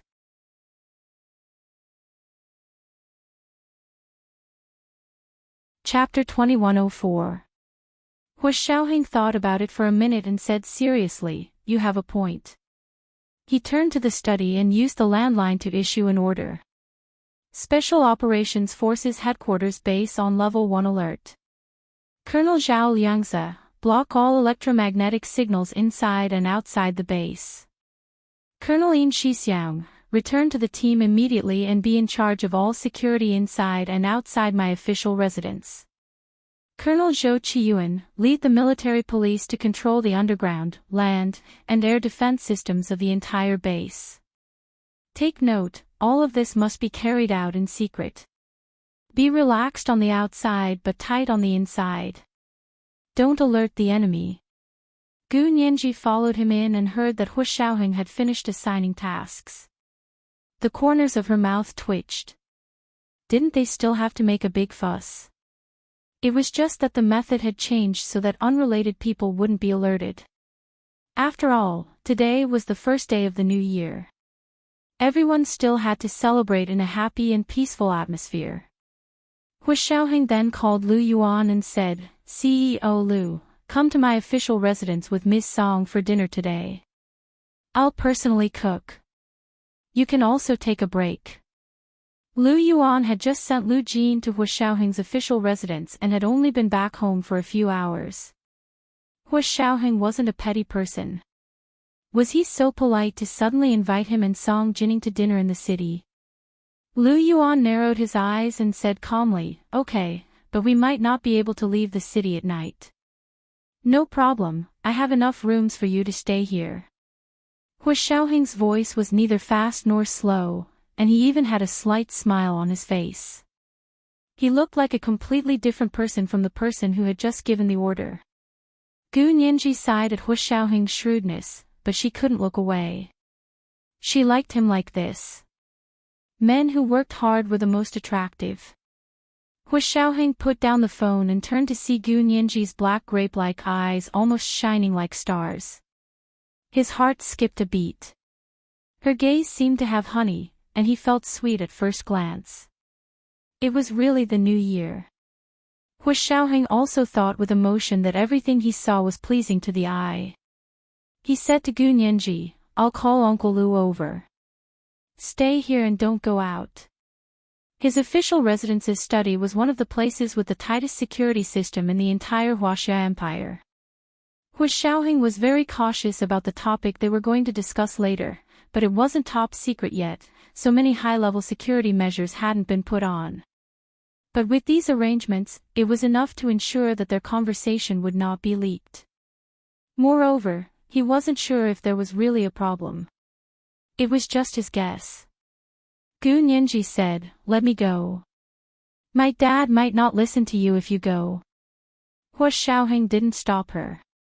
"Fine, I'll go with you." The two of them arrived at the restaurant. Lu Jin was no longer there. Gu Nianji said, he should be going back to his suite. Hu Xiaoheng and she knocked on the door of Lu Jin's suite again. Lu Jin's suite was on the first floor. As soon as the door was knocked, Lu Jin opened it and asked impatiently, "What is it? Is it time for dinner?"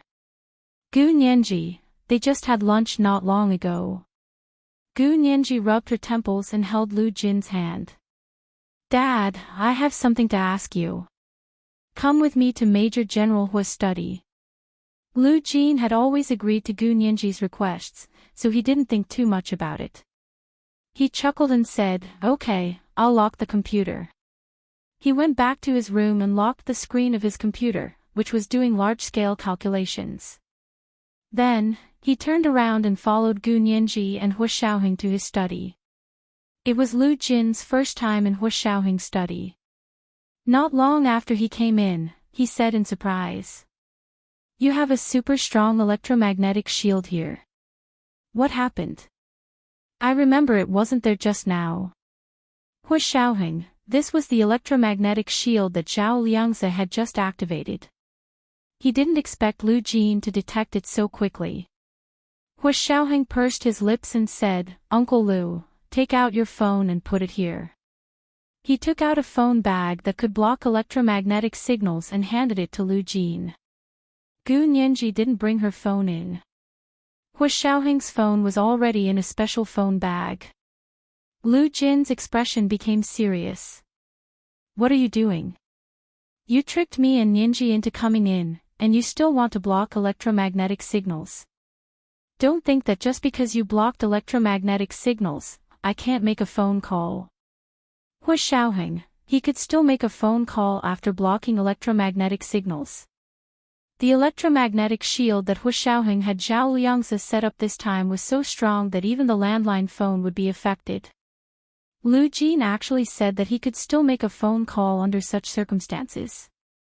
Hua Xiaoheng's hand, which was holding the phone shield bag, stopped in midair.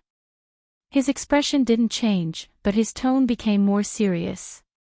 Uncle Lu, did you say that your phone can be controlled without this kind of electromagnetic interference? Lu Jin raised an eyebrow. What's so difficult about that? Because your electromagnetic shielding isn't as good as mine, I can crack your shielding signal. So that was how it was. Hua Xiaoheng breathed a sigh of relief. He was still worried that Lu Jin had some kind of outstanding black technology. It was still acceptable if it was just cracking the signal. Gu Nianji winked at Lu Jin. The phone that she had brought from the other world was specially made by Lu Jin for her. It could make a phone call even under the electromagnetic shield. Lu Jin smiled at her to tell her not to worry. Although Lu Jin was a patient with severe interpersonal disorder, that didn't mean that he didn't know what other people were thinking. On the contrary, he could see it too clearly, but he didn't care, so his words were especially piercing. Gu Nianji sat beside Lu Jin and sorted out her thoughts. Before Lu Yuan and Song Jining arrived, Gu Nianji decided to throw a brick to attract Jade and give Lu Jin a heads up. After all, with Hua Xiaoheng's identity here, there were some things that even she wasn't sure if she should say.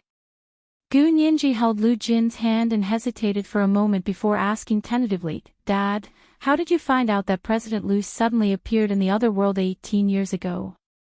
Lu Jin's heart had been pounding because of Hua Xiaoheng's actions. He didn't know what he had discovered again. Now that he heard Gu Nianji ask about Lu Yuan 18 years ago, he immediately relaxed.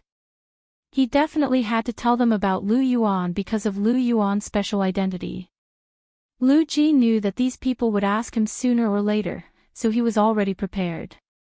It was really giving Lu Yuan face to wait until now to ask. As Lu Jin thought about it, he said seriously, it was also a coincidence at that time. I've always been very interested in quantum mechanics, and I've been doing research on high-energy magnetic fields and multiworlds theory. He stared at Gu Nianji, as if he wanted to see another person through her. Lu Jin muttered, but because of you, I stopped my research on quantum mechanics and high-energy magnetic fields and spent 3 years researching gene editing. You were born a year later, and then, another 2 years passed. When you were 2 years old, I cured He Ji-chu, and your condition stabilized. This proved that my gene editing was perfect. Gu Nianji nodded. That means that 21 years ago, you were mainly engaged in research on high-energy magnetic fields and multiworlds theory. Yes. Lu Jin said casually, it's my old profession after all, so I noticed the change in the magnetic field of the other world as soon as it appeared. 10 hours later, I took my own private plane to the Tunguska region of the Soviet Union and picked Lu Yuan up before that old man He Qingjian. Really? Gu Nianji smiled. Hua Xiaoheng sat beside her without saying a word, but his gaze never left Gu Nianji's face. Seeing her expression, Hua Xiaoheng knew that Gu Nianji was digging a hole for someone again. This is today's first chapter, chapter 2092, Taking the Lead. It's 2 o'clock today. At 9:00 in the evening the next day. A reminder for the recommendation votes and monthly votes. Moi, everyone, Little Angel's Genius 1 second. Remember site address. Mobile version, M.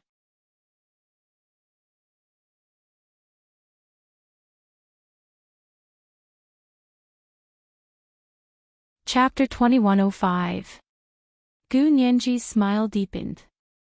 She took a step towards where Lu Jin was sitting and held his arm. She asked affectionately, Dad, then you've always had equipment to observe the space magnetic field of the other world, right? Without waiting for Lu Jin to answer, Gu Nianji asked one question after another. Then when you were observing the space magnetic field of the other world, did you receive any signals from the other world? After all, you're the one who proposed the multiple worlds theory. Otherwise, how would you verify your theory? Lu Jin felt that the logic of this question was very smooth. Since there was a B, then there was a. This was the relationship from here to there. He nodded vigorously. Of course. I've been doing experiments for so many years to verify my multiple worlds theory. How could I not observe the magnetic field? After observing for so many years, I still receive some magnetic field signals from the other world sometimes.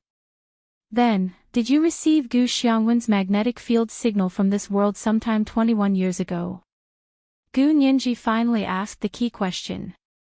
Even Hua Xiaoheng's heart skipped a beat. He looked calm on the surface, but his eyes were already a little nervous. Lu Jin, what a good girl. She was actually trying to get information out of her father. Lu Jin braked in time and almost bit his tongue. He narrowed his eyes and said with a smile, I don't know about that. I received so many random signals. How would I know who those signals were from? Gu Nianji was a little disappointed. She wondered if Lu Jin was especially vigilant, or if he really hadn't received any signals from Gu Xiangwen. If he really hadn't, then her and Hua Xiaoheng's speculations would all be overturned. Hua Xiaoheng's gaze shifted to Lu Jin. Under his pressuring gaze, Lu Jin shifted uncomfortably and glared at Hua Xiaoheng. Why are you looking at me? Hua Xiaoheng smiled and said calmly, It's nothing. Have some tea. I'll go out for a while. Hua Xiaoheng stood up and left the room to Gu Nianji and Lu Jin. He left the study and went outside to call Lu Yuan. On the first day of the new year, the highway into the capital was empty. There was almost no traffic. It used to take 2 hours to get there, but now it took less than an hour. Not long after, Lu Yuan got out of the car in front of Hua Xiaoheng's official residence. Yin Shixiang stood at the door with his hands behind his back to receive them. Lu Yuan knew that Yin Shixiang should be spending the spring festival at his new wife, Ma Qiqi's house. He ended up standing guard in front of Hua Xiaoheng's official residence. He must have been transferred back at the last minute. The fact that a temporary transfer had occurred in their organization meant that something big had happened. Lu Yuan was a little shocked. What happened on the first day of the new year? There were no signs at all yesterday. Lu Yuan followed Song Jining to Hua Xiaoheng's study suspiciously. Lu Jin sat on the sofa in the middle of the study. Gu Nianji sat next to him and was talking to him with a smile. Lu Jin's gaze was a little shifty. It wasn't his usual demeanor. Lu Yuan's mind buzzed. He knew that this must have something to do with Lu Jin. Since it had something to do with Lu Jin, it was probably not a small matter. Lu Yuan and Song Jining sat down on the sofa opposite Lu Jin. Hua Xiaoheng sat on the single sofa at the head of the two sofas. It was the seat of the host, the seat of the judge, and the seat of the superior. He nodded at Lu Yuan calmly and said, President Lu, you're here. I'm sorry to call you and Ms. Song over on the first day of the new year. Aren't we having dinner? Lu Yuan smiled and teased. What's there to be sorry about? Hua Xiaoheng also smiled. We definitely have dinner, but before dinner, I have a few questions to ask President Lu. Lu Yuan nodded. I knew it wouldn't be easy for Xiaoheng to eat. As long as it's not a Hongmen banquet, it's fine. Only then did Song Jining feel that the atmosphere in the room wasn't right. She looked at Lu Yuan uneasily, then at Lu Jin. Finally, her gaze fell on Gu Nianji's face and she asked inquisitively. Nianji, what happened? Gu Nianji looked at her with a smile. It's nothing.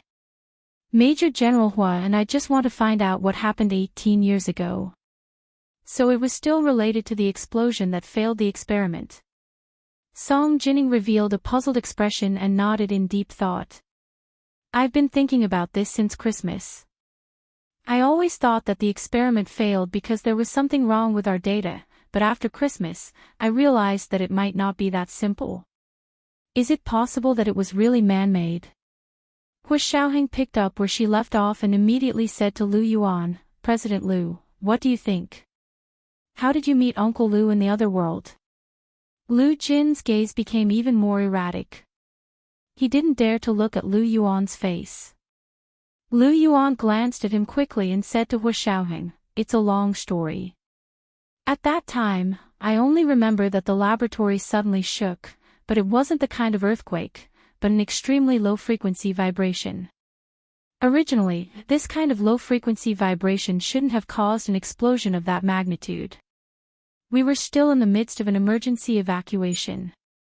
However, before everyone could run to the door, an extremely bright white light suddenly flashed from the center of the laboratory. Everyone was surprised and turned to look at the white light. I felt that something was wrong, so I immediately closed the laboratory door. Lu Yuan closed his eyes. The scene at that time was still vivid in his mind, but the 4 warriors who had gone to the other world with him had already fallen to the ground in an instant. Lu Yuan continued. In the blink of an eye, I went from the laboratory of the Imperial Capital's Institute of High Energy Physics to a place filled with birch forests. There was also a round, deep pit next to it. The 4 warriors fell in front of me and stopped breathing. I thought we were ambushed. Lu Jin said faintly, that's the counterpart effect. It means that in our world, there are counterparts of the 4 warriors. If the counterparts appear at the same time and in the same space, they will all die. Lu Yuan nodded. But I didn't know at the time. I quickly rolled to the bottom of the pit and used it as a trench to see who was spying on us. But I waited for nearly 10 hours, but the ambusher didn't appear. I was almost frozen. Lu Jin said with lingering fear, when I went over, he thought I was the one who ambushed him. If my arms weren't frozen, he would have beaten me to death with one punch. You should be glad that I was already frozen at that time, Lu Yuan said lightly. Otherwise, I would have really killed you with one punch. Lu Jin chuckled and rubbed the back of his head. I'm so smart. How could I not have predicted that? Actually, I have a tranquilizer gun in my hand. As soon as you reach out, I'll shoot. If I wasn't frozen, you wouldn't have shot as fast as I could. Lu Yuan didn't think much of it. That's where you're wrong. Lu Jin's emotions gradually recovered. He pointed at Lu Yuan and laughed. My tranquilizer gun doesn't need me to pull the trigger myself. I turned on the light-sensing automatic control system. As soon as your arm moved, it would sense it and shoot immediately. No matter how fast you are, you can't be faster than light, right? Hu Xiaoheng's eyes flashed. It's that powerful. Can you make this kind of tranquilizer gun again? Let us broaden our horizons. I can, but it's too difficult and expensive, and the accuracy is very low. It's only useful at very close range. Lu Jin shook his head and saw through Hu Xiaoheng's thoughts at a glance. Even if I spend a few years to make one, I'll only give it to my girl to protect herself. It's impossible for me to equip you on a large scale. The high price-performance ratio will make you retreat. When he heard that it would take so much time to make such a tranquilizer gun, and the accuracy was low, Hu Xiaoheng immediately gave up on the idea and changed his words. Then make one for Ninji. I'll be able to broaden my horizons then. That's more like it. Lu Jin nodded with a smile. You pay, and I work. It's only right. Hu Xiaoheng, Lu Yuan saw that Lu Jin had changed the topic without batting an eyelid. He was amused and gently reminded him. Later, Lu Jin started to ask me if I was from the other world and why I looked like this. Although I was also very handsome, I shouldn't have. These were Lu Jin's original words. Lu Jin blushed in embarrassment. Gu Nianji. What did he mean? This was today's second chapter, chapter 2093, although he's handsome, it shouldn't be. It's 2 o'clock today. A reminder for the recommendation votes and monthly votes. Moi moi, everyone, Little Angel's Genius. 1 second. Remember site address. Mobile version, M.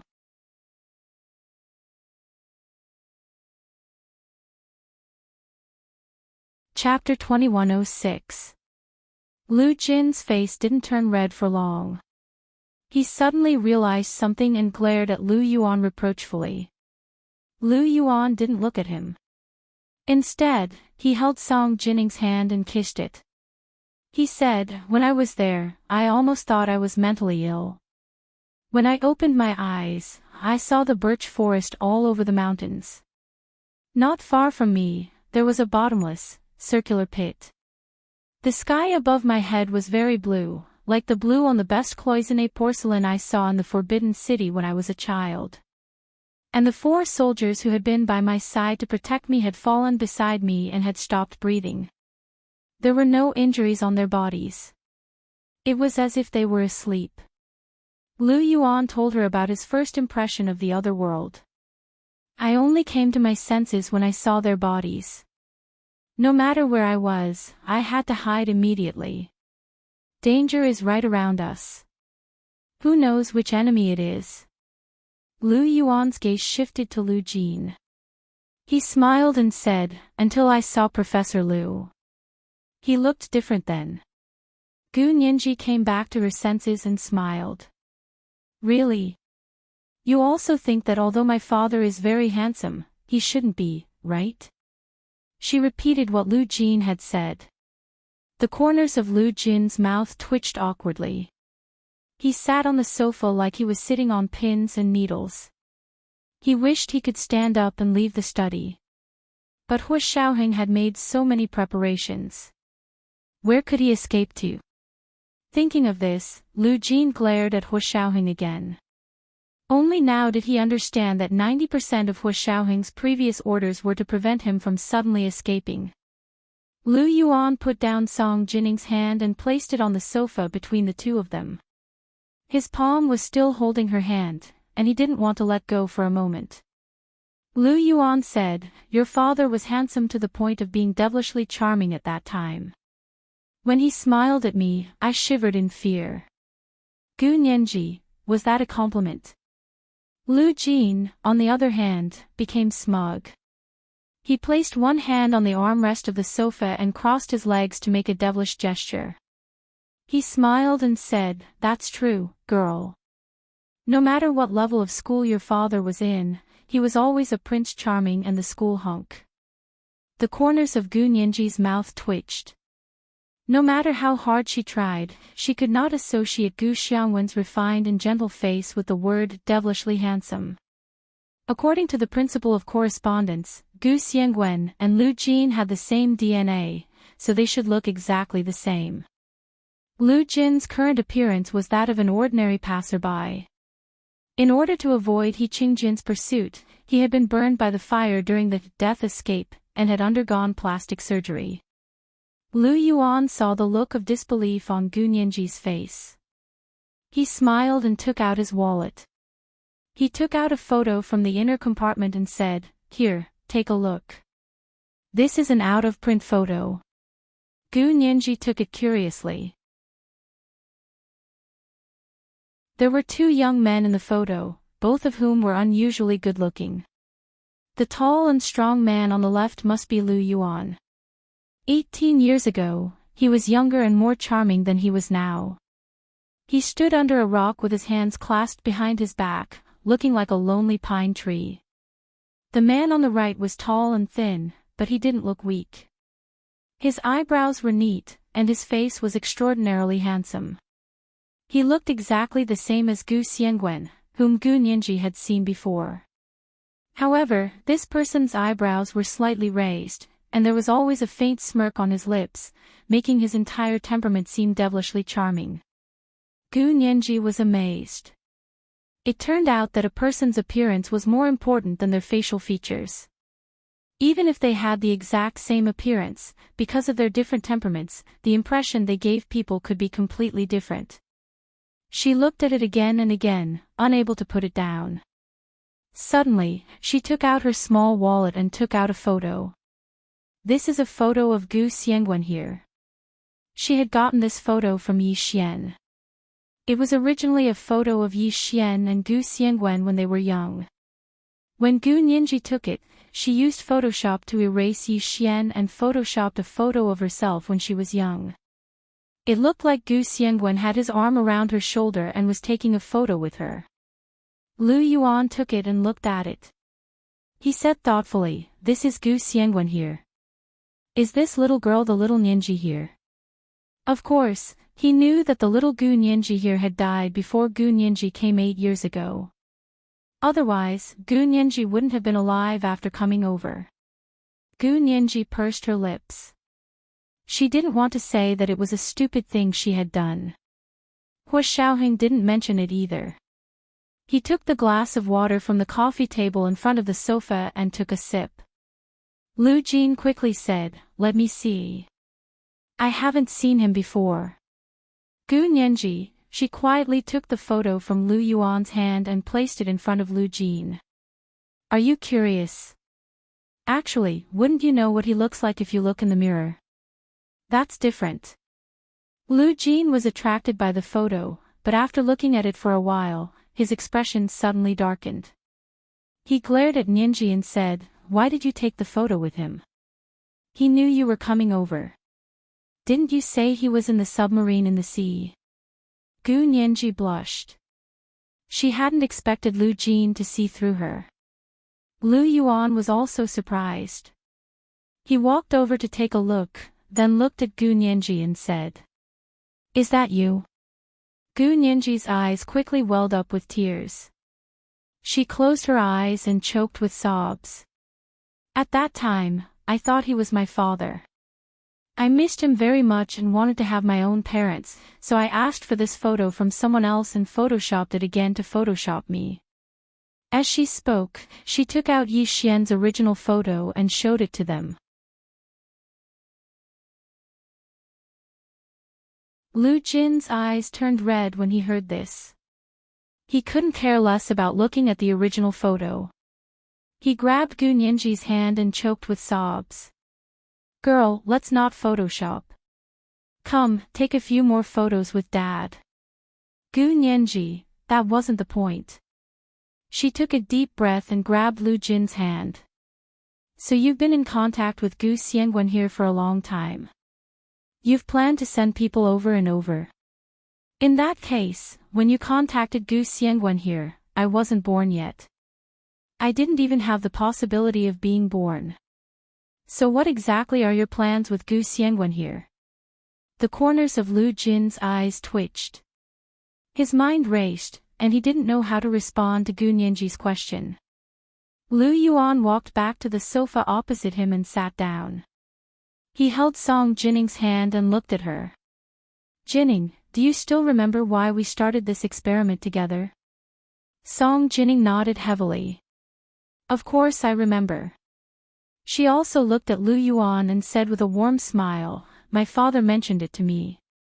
It was Senior Colonel Huo Guanyuan who suggested it to the organization. He said that he had made contact with a very powerful overseas Chinese scientist. That person took the initiative to provide him with information in hopes that our country could quickly carry out experiments on high-energy magnetic fields. The purpose of this experiment is to use the energy of high-energy magnetic fields to find the same magnetic resonance frequency as the other world.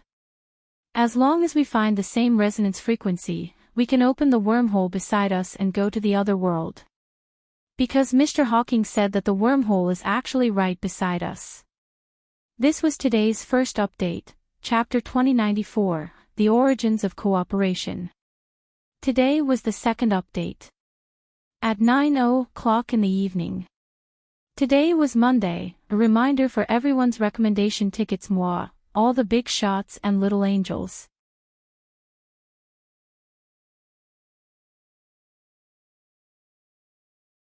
Chapter 2107.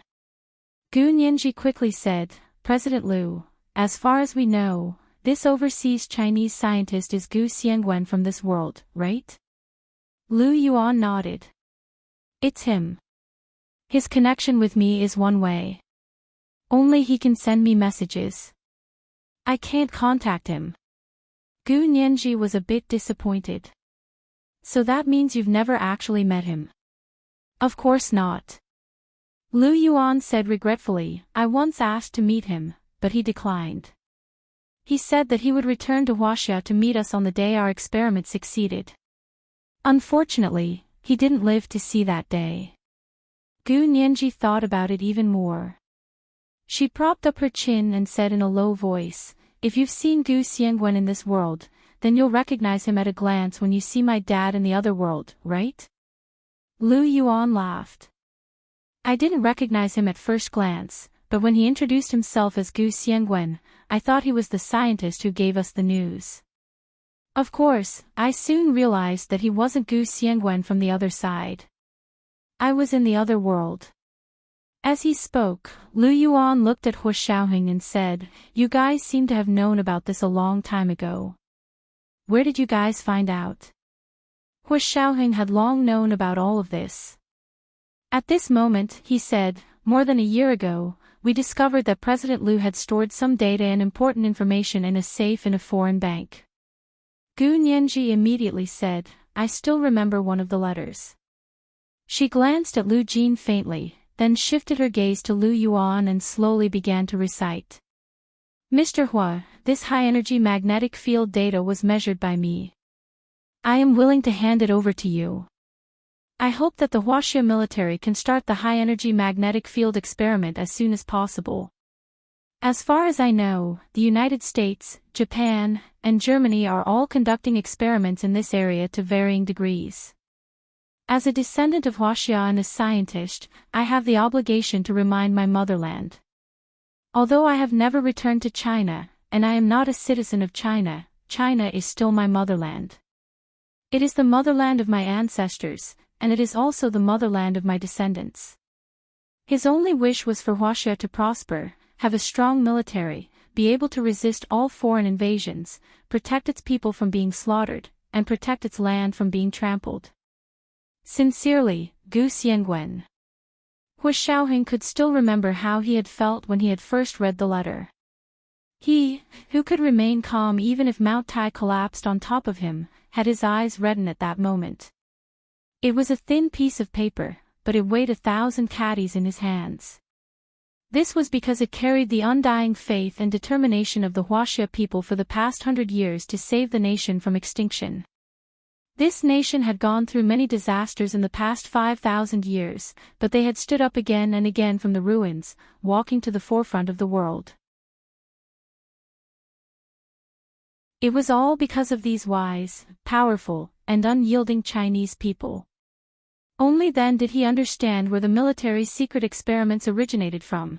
However, half a year later, Gu Nianji had disappeared.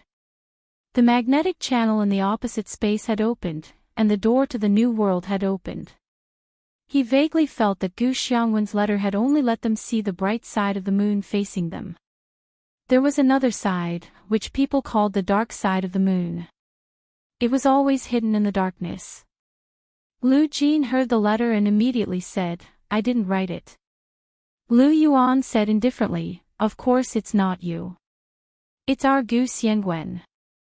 He took a deep breath and said emotionally, at that time, Mr. Gu Xiangwen gave the original data of his successful experiment to the Huaxia military for free. He also told us not to fall behind other countries. Because we all know that if we fall behind, we will be beaten. Because the international community is still governed by the rules of the jungle. No one gives the weak in the international community the same respect as the law and etiquette. Here, there is only one voice, and that is the voice of the strong. And no country feels all of this more deeply than Huaxia, which has experienced 100 years of war and fallen from the peak of glory to the abyss of darkness. Gu Nianji remembered what Song Jining had once said to her. She clapped thoughtfully and said, I understand. At that time, when I saw the data, I asked you, has anyone succeeded in this experiment before? You said, of course. It was my father, Gu Xiangwen, who had succeeded before. He was also the only person on the entire blue planet who had succeeded. The evidence is these raw data. Anyone who has done this experiment knows that if it has not been successful, there would not be these raw data. Gu Nianji's gaze also fell on Lu Jin's solemn face. Ms. Song also said that the repeatability of this experiment is different from other experiments. For other experiments, as long as the successful data is produced, everyone can replicate it. But for this experiment, because the experimental conditions are so different, no one can replicate other people's experimental conditions, so it's impossible to replicate the experiment completely according to other people's data. But having a set of successful raw data is also very important, because it points you in the right direction, just like marking coordinates on an unfamiliar road. If you follow the coordinates, you will be able to reach the other side of success. If you don't have this set of successful raw data, you might not even be able to touch the edge of that road. This raw data can help us find the right path. But finding this path doesn't mean that we've reached the end. To finish this path, we still have to rely on ourselves to explore. But with this set of raw data, we can greatly shorten the time we need to explore. Gu Nianji hugged Lu Jin's arm. At that time, I was thinking, how did Gu Xiangwen succeed on his own? This was too unbelievable to me. I knew that my father, Gu Xiangwen, was a genius, but I never thought that he would be such a genius. Song Jining smiled and looked eagerly at Lu Jin, who was a little embarrassed. I also want to know this. If I have the chance to meet your father, I will definitely ask him a lot of questions about physics. Lu Yuan clapped his hands and looked at Lu Jin, who was beginning to feel uneasy with a faint smile. Now we know how Gu Xiangwen from this world relied on one person to complete this experiment that many large countries couldn't even complete with the strength of the entire country. Hu Xiaoheng also concluded, since Gu Xiangwen's experiment in this world has been successful, that means that he has discovered the same magnetic resonance frequency as the other world. Uncle Lu, did he once open a wormhole in the Caribbean blue hole and connect with you? Gu Nianji thought of the sea that flashed with blue lightning and gasped. She still couldn't forget the pain of being electrocuted all over her body.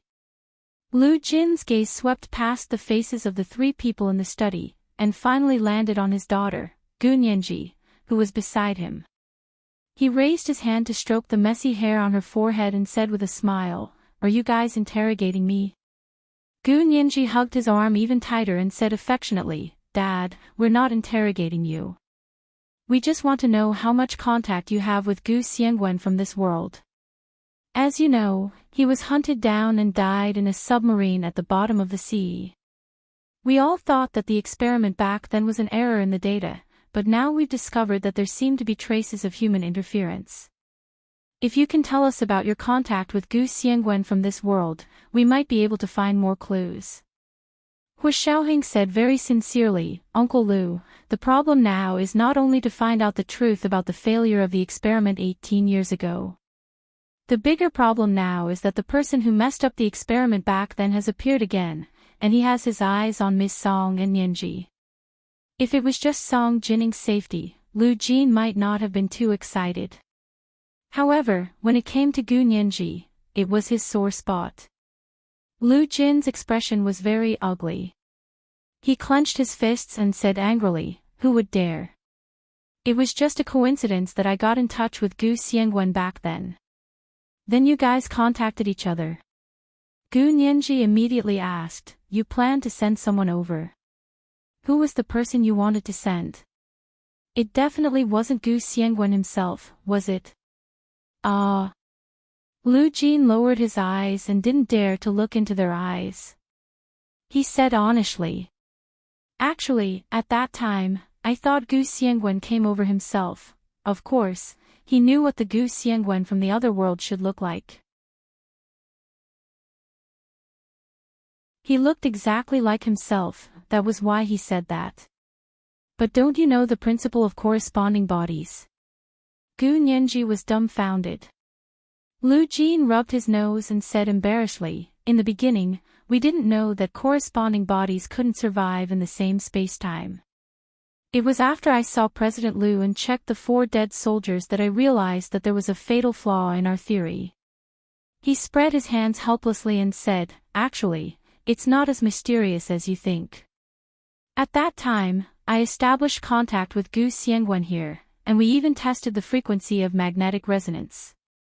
But we hadn't thought of sending anyone over or going over, because our experimental data hadn't matured yet. It turns out that our caution was justified." Hua Xiaoheng's expression turned serious.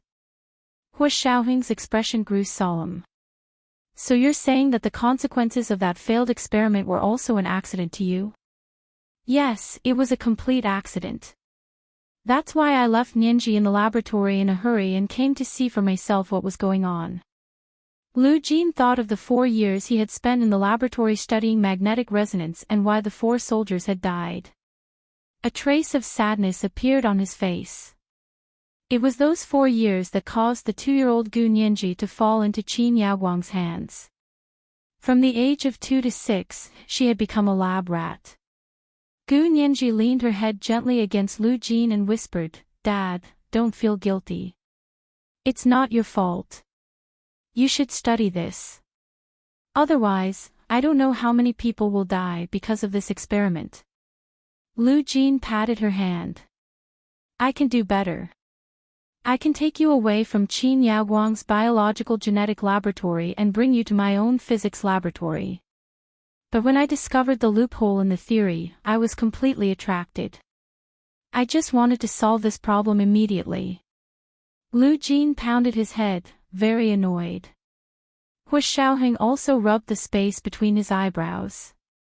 The other side of the experiment had surfaced, but it still couldn't solve their problem. Was the 18-year failure of the experiment a natural failure or a man-made interference? This was today's second update, Chapter 2095, The Dark Side of the Moon. There were 2 updates today.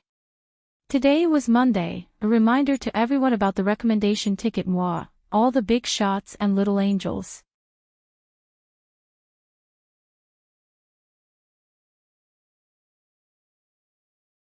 Chapter 2108. Hua Xiaoheng's study was silent for a while. No one spoke, and no one wanted to speak. Everyone was thinking quietly.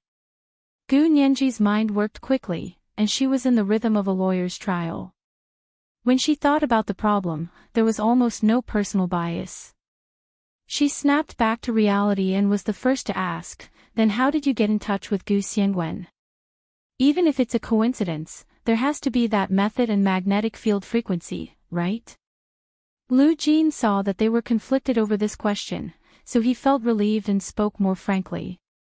He explained very seriously, "Of course, it can't be considered a coincidence. Minds think, great minds think alike. Great minds think alike. Because we are counterparts in the first place, and our research direction is the same, we made a breakthrough in the multi-worlds theory on the basis of quantum mechanics almost at the same time.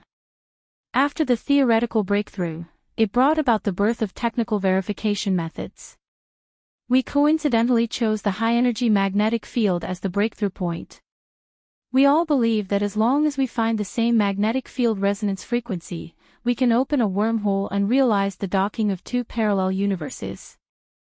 Lu Jin thought of the exciting discoveries he had made when he was young, and his eyes shone with a light that could not be ignored. He gestured excitedly and said, "More than 30 years ago, when Gu Xiangwen and I were searching for the magnetic resonance frequency together, we achieved communication signal docking with a simple quantum communicator. Just like the first time humans achieved radio communication, quantum communication brings us the same surprise." Gu Nianji raised her hand in surprise. "So that means you were able to contact each other more than 30 years ago?" At that time, cell phones weren't popular yet. How did he know that someone was already using quantum communication? Lu Jin smiled proudly. "Yes, we've already started to contact each other, but because we're all fighting on our own, we don't have much magnetic field energy accumulated, so our communication time is very short and precious. However, it was in this short but precious time that we shared our family history, personal experiences, and even the history of our world. It's just that the time we can communicate is too short, so a lot of things are very simplified." At this point, Lu Jin's face darkened. He clenched his fists and punched the sofa hard. One day, Gu Xiangwen told me that he had no choice but to flee because he had offended the Japanese. Gu Nianji's heart skipped a beat. Ishihara Bai-san. Lu Jin nodded heavily and pointed at the air. It's this rotten person. Over here, Gu Xiangwen produced a major research result in his 20s, while Ishihara Bai-san was already in his 30s. The Gu Xiangwen over here has always hated him. He called him trash. Do you think you can compete with me? Ishihara Bai-san committed suicide out of humiliation. Actually, he committed suicide because he couldn't beat Gu Xiangwen. What does that have to do with Gu Xiangwen? Are you going to be sentenced for ridicule? Lu Jin sneered disapprovingly. But the Ishihara family here actually cooperated with the Japanese Secret Service and started to hunt down Gu Xiangwen. In the end, did his whole family die at the hands of the Japanese? Gu Nianji recalled how she had used chaos mathematics to calculate the deaths of Ishihara's grandfather and grandson. She sighed deeply and said, I've avenged Gu Xiangwen's family here. As she spoke, she looked at Hu Xiaoheng and told him about how she had fought with Ishihara Bai-san's son, Ishihara Taro, using chaos mathematics to fight a battle of wits and courage. Actually, it had only happened less than 2 years ago. Now that she thought about it, it seemed like a lifetime ago. Lu Jin's heart surged when he heard this. He couldn't help but praise her vigorously. You deserve it. This is how you should deal with these rotten people. My girl is a math genius. Better than me. This is a proper example of the student surpassing the master. I won't accept any rebuttals. Lu Yuan, Hu Xiaoheng, Song Jining, he spoke as if anyone would refute him. Gu Nianji smiled so much that her eyes curved, but she still knew her limits. She pulled Lu Jin's arm and shook it. She gestured with her hands and said, Dad, you're exaggerating. Actually, my math is definitely not as good as yours. It's just that chaos mathematics is not only math, but also logical reasoning. I inherited my mother's strong logical thinking, so I can do it a little better than that Ishihara Taro. Speaking of chaos mathematics, Gu Nianji immediately thought of the kidnapping of Song Jining led by Kevin and Deputy Director Jia. She immediately said, Dad, you said that the person behind this attack used a method that was even more advanced than chaos mathematics. What could it be? Lu Jin looked at her and thought for a moment before saying, Girl, do you understand the Book of Changes? Gu Nianji. The Book of Changes. This stumped her. She had never learned such a thing. It doesn't matter if you don't understand. Lu Jin patted her head and said kindly, It's very simple. I can teach you. Gu Nianji, what did it have to do with the Book of Changes? She vaguely knew that the Book of Changes was a book of changes, but it was also something that ancient fortune-tellers used to trick people. Actually, the Book of Changes is a computational sutra. Lu Jin explained the Book of Changes in very simple mathematical language. The 64 hexagrams and 384 lines in it actually represent the permutations of the probability of different events. And the starting point of chaos mathematics is very similar to the mathematical nature of the Book of Changes. As Lu Jin spoke, he took out his phone and sent Gu Nianji a few copies of information. These are some of the contents of the Book of Changes that my father, your grandfather, taught me when I was young. There are also a few methods that I've figured out to make speculations about the connection between chaos mathematics and the Book of Changes. Gu Nianji's heart jumped to her throat. She was surprised and delighted. No wonder the other party was able to start planning half a year ago. If it was just chaos mathematics, it would have been impossible to start so early. Because if it was just chaos mathematics, it would need to calculate all kinds of events within half a year. There were too many calculations involved, and even the most advanced supercomputers could not withstand such a large amount of calculations. However, if they were to introduce the framework set by the Book of Changes and use the established 64 hexagrams and 384 lines to lay out the layout, it would indeed save more time, and the accuracy would be abnormally high. But other than you, who else knows about the method of introducing the Book of Changes into chaos mathematics? Hua Xiaoheng asked in a low voice. If what Lu Jin said was true, then the mastermind behind the bombing and kidnapping should also be a genius who knew about the Book of Changes and chaos mathematics. Lu Jin shrugged. I don't know about that, but the Book of Changes is also very famous in the mathematics world. It's not surprising that someone could think of the same method. I can only say that I didn't mention this idea to anyone in the other world. It was just something I did in my spare time. I wasn't particularly interested in it, so I didn't study it in depth. Lu Yuan spread his hands and said helplessly, things seem to have gone back to square one. We still don't know anything about the mastermind from 18 years ago. Gu Nianji thought about it attentively and suddenly looked up. No, we don't know anything about the mastermind. You know who it is. Lu Yuan raised an eyebrow. Even Song Jining leaned over and looked at her expectantly. Nianji, have you thought of who the murderer is? By now, they were all convinced that the failure of the experiment 18 years ago had indeed been caused by human interference. Gu Nianji nodded, then shook her head. I still don't know who the mastermind is, but we have ready-made clues. We just need to follow the clues. She looked at Hua Xiaoheng and asked calmly, when is the court-martial going to start? Kevin and Guo Huining's case has been pushed back for 2 months. This was the first update of the day, Chapter 2096, Great Minds Think Alike. There were 2 updates today. At 9:00 in the evening. It was almost Christmas, so she planned to take a break to save her manuscripts at home. All the Big Shots and Little Angels.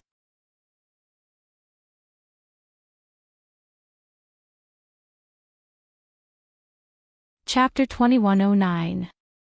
The kidnapping of Song Jining and the bombing of Gu Nianji happened during the Christmas Eve dinner at the Sheraton Hotel last Christmas Eve. That night, Hua Xiaoheng, Lu Yuan, and Hou Guanchen worked together with the support of General Ji to capture Guo Huining and Kevin. Deputy Director Jia was shot dead by Lu Yuan on the spot. It was already the first day of the new year. More than 2 months had passed, and Kevin and Guo Huining's court date had been pushed back again and again. Even Gu Nianji couldn't wait any longer. Hua Xiaoheng's face was expressionless as he said calmly, this case is more complicated because it involves foreigners. Kevin's lawyer is currently fighting a jurisdiction case, requesting that Kevin be extradited to the United States for trial. He's dreaming. Gu Nianji blurted out angrily. Jurisdiction. I really don't know what jurisdiction there is in this case. Are they fighting for personal jurisdiction, territorial jurisdiction, or protective jurisdiction and universal jurisdiction? Don't tell me that the United States also has long-arm jurisdiction over this criminal case.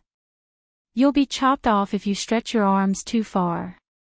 Gu Nianji rubbed her forehead, feeling a headache coming on. Long-arm jurisdiction is generally used for civil cases related to the economy. In theory, it's not applicable for criminal cases, Hua Xiaoheng said calmly. But the United States has sent a large team of lawyers. They've filed all of the jurisdiction issues you just mentioned, including long-arms jurisdiction. They're bent on extraditing Kevin back to the United States. Kevin is a senior executive of Carlyle International Investment Limited. This company is one of the best in the world. If he is really extradited back to the United States, it's almost equivalent to releasing him directly. Anyone with a brain would oppose it, Gu Nianji said disapprovingly. She took out her phone and began to search for online public opinion about the case.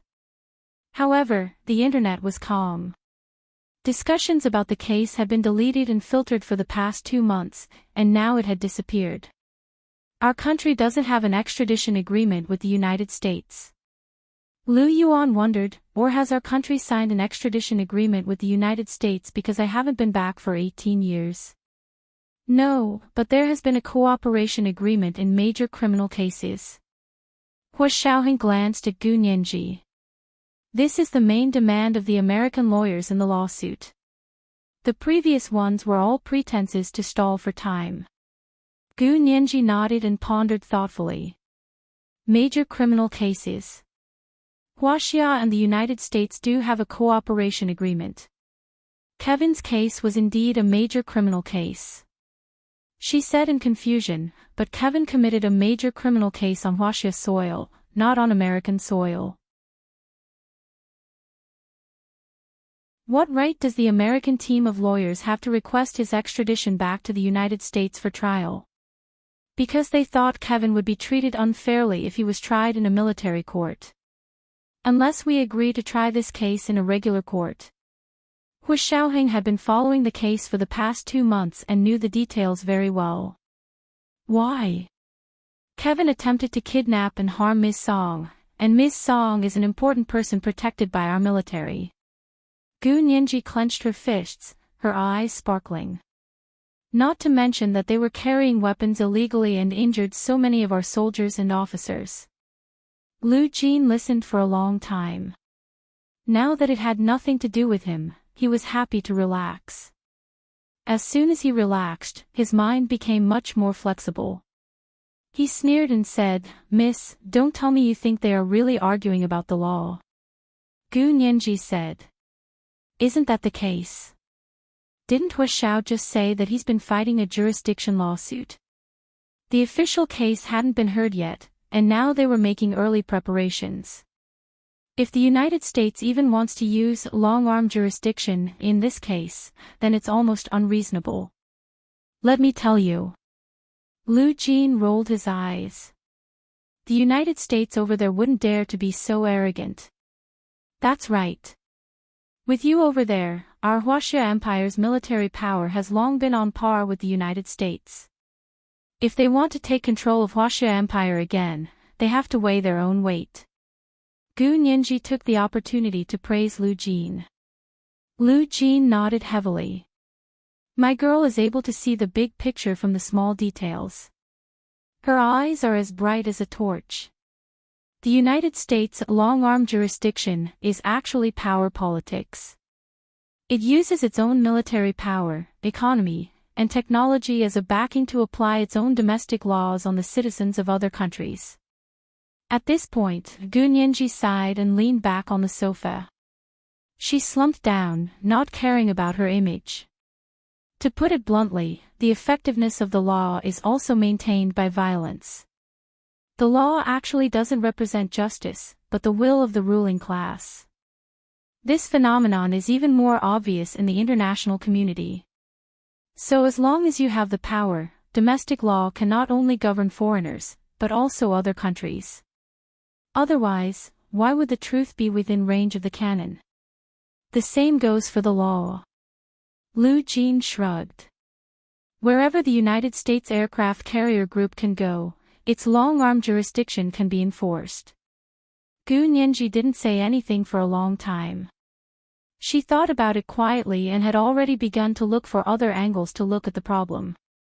If this channel didn't work, she wouldn't usually be so stubborn. She would look for another path. As long as she could reach her goal, she didn't care which path she took. After a while, she asked Hua Xiaoheng, what did General Ji, Speaker Long, and Prime Minister Bai say? It's not convenient for them to express their opinions for the time being. Everything will be handled by the military court. Gu Nianji's right-hand fingers subconsciously rubbed together, and her left hand tapped lightly on the armrest of the sofa. She inadvertently glanced down at the movements of her hands and suddenly had an idea. She smiled and said, Major General Hua, tell me the truth first. Are there people in the upper echelons on the United States side? Hua Xiaoheng nodded slightly and didn't deny it. Indeed there are. Otherwise, the American lawyers wouldn't have dragged on for 2 months without a real trial. It's not only the upper echelons, but also a group of elites. They want our country to submit to the long-arm jurisdiction system of the United States. They claim that this is a customary norm of the international community. If we don't obey it, we will be the ones who break the rules and have no spirit of contract.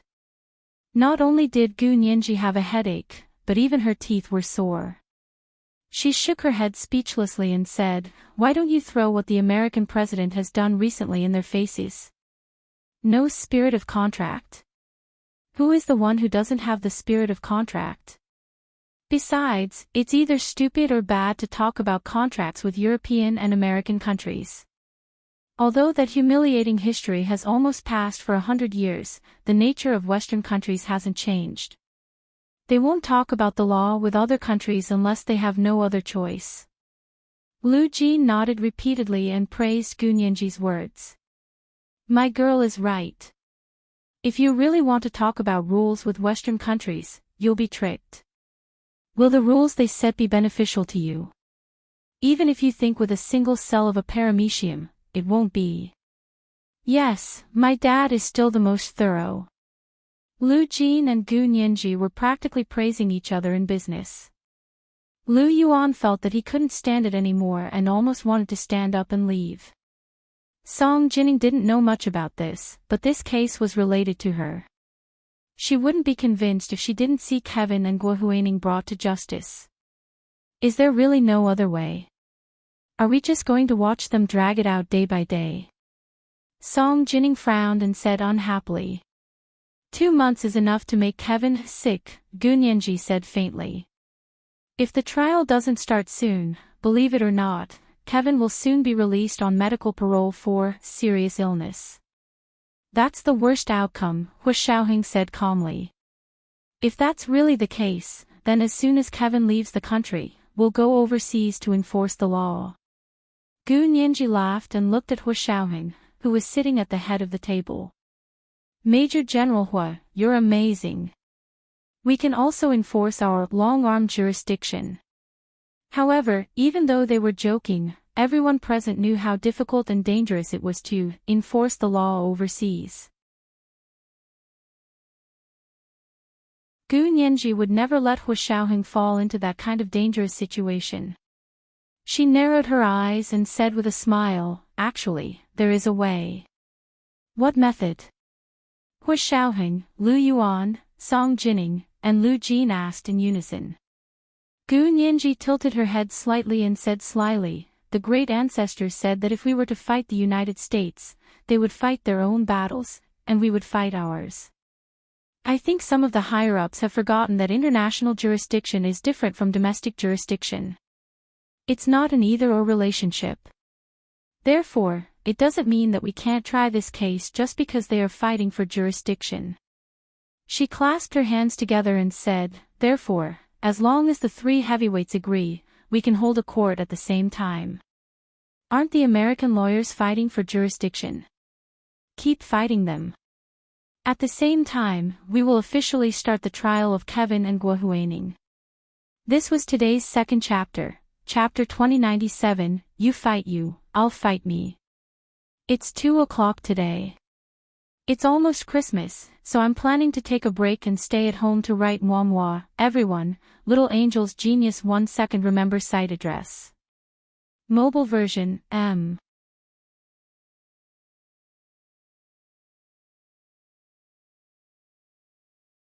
Chapter 2110. Hu Xiaoheng made a prompt decision. He immediately stood up and said, "I'll go discuss it with General Ji.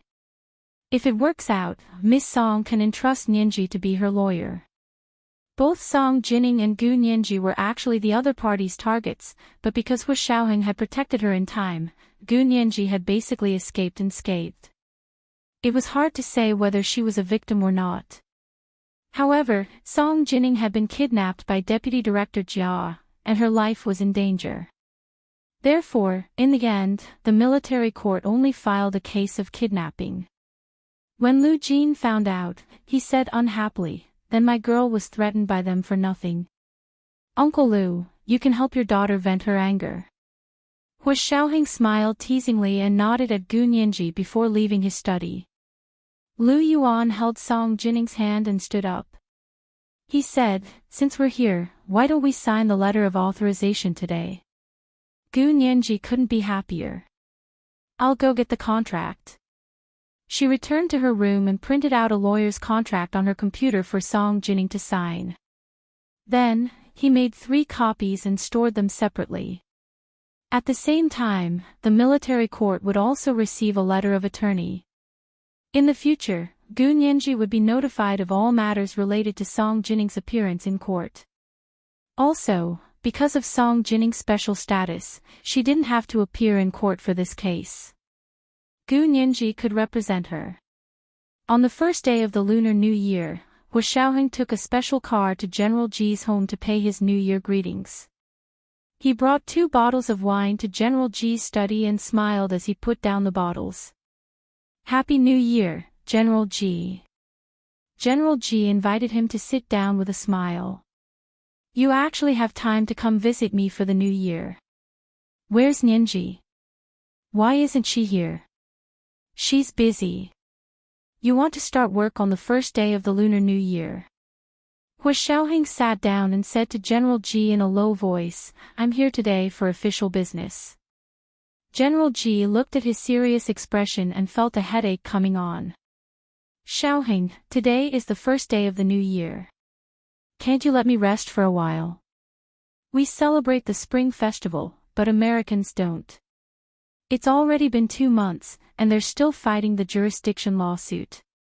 Are you really not going to care? Why should I care? There are many obstacles in this matter. General Ji sighed.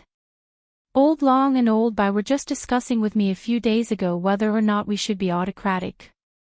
Are you saying that some of the higher-ups are opposed to the case being handled in the country? Hua Xiaoheng actually knew who those people were, but due to the limitations of his authority, he couldn't take the initiative to attack. Helping Gu Nianji push for the early start of the trial was already the best he could do. Moreover, it was because the kidnapped Song Jining was his mother, so no one would be surprised if he interfered. General Ji nodded and tapped his fingers on the armrest of his chair. With a sullen expression, he said, they're quite capable. They're controlling public opinion. Old Long, Old Bai, and I will be blamed at every turn. We can only wait and see for now. You still want to wait and see? Hua Xiaoheng repeated Gu Nianji's words. 2 months have passed. That's enough time to make Kevin seriously ill. In this kind of case, Kevin was an American citizen. If he was really diagnosed with a serious illness, China would have to release him immediately and allow the US to extradite him back to China for trial. If he didn't release them, the international public opinion would be very unfavorable to China. General Ji laughed coldly. Do you think they don't want to? That Kevin was arrested for 2 months and only said one thing, I want to see my lawyer. Other than that, he didn't say a single word. Also, from the day he was arrested, he went on a hunger strike and refused to eat any food, including water. 3 days later, we had to put him on an 4 drip and replenish his nutrients. Only after his legal team was in place did he start eating. Hua Xiaoheng raised his brows. So stubborn. Then he's definitely not an ordinary person. General Ji was so angry that he laughed. Of course he's not an ordinary person. I've never seen an American who could survive the hardcore interrogation of the Security Bureau. Hua Xiaoheng also frowned. Forget about the Americans. If they were to use all of those methods, more than half of the elites of our special operations forces would die. Those methods were definitely not low-level torture like tiger stools and pepper spray. Instead, they were high-level torture that directly affected the brain's nerves and consciousness. There wouldn't be a single scar on the body, but the person's willpower would be completely destroyed, and the body's health would also completely collapse. However, the seemingly gentle, refined, and handsome Kevin still maintained a clear mind under such torture and didn't say a word. There were only 2 possibilities. One was that he was really innocent. The other was that he really wasn't an ordinary person, but someone who had received special training like Hua Xiaoheng and the others. We investigated his background and found some interesting things, Hu Xiaoheng said calmly. I submitted the report 2 months ago. Yeah. General Ji nodded. But the jurisdiction lawsuit is still going on, so we can't do anything. Actually, there is a way. Hu Xiaoheng hesitated for a moment before saying, Nianji said that both cases can be tried at the same time. While we fight the jurisdiction lawsuit with them, we can also open the court ourselves and try Kevin's felony case of gathering people with guns and suspected kidnapping and murdering an important scientist in our country. That works. General Ji looked up suddenly. Is there a legal basis? If Nianji says there is, then there is. Hu Xiaoheng was very confident in Gu Nianji and said calmly, even if there isn't, she can cite historical evidence and legally prove that what we're doing is legal. You're quite confident in her. General Ji laughed and patted Hu Xiaoheng's shoulder. She's already used many difficult lawsuits to prove herself.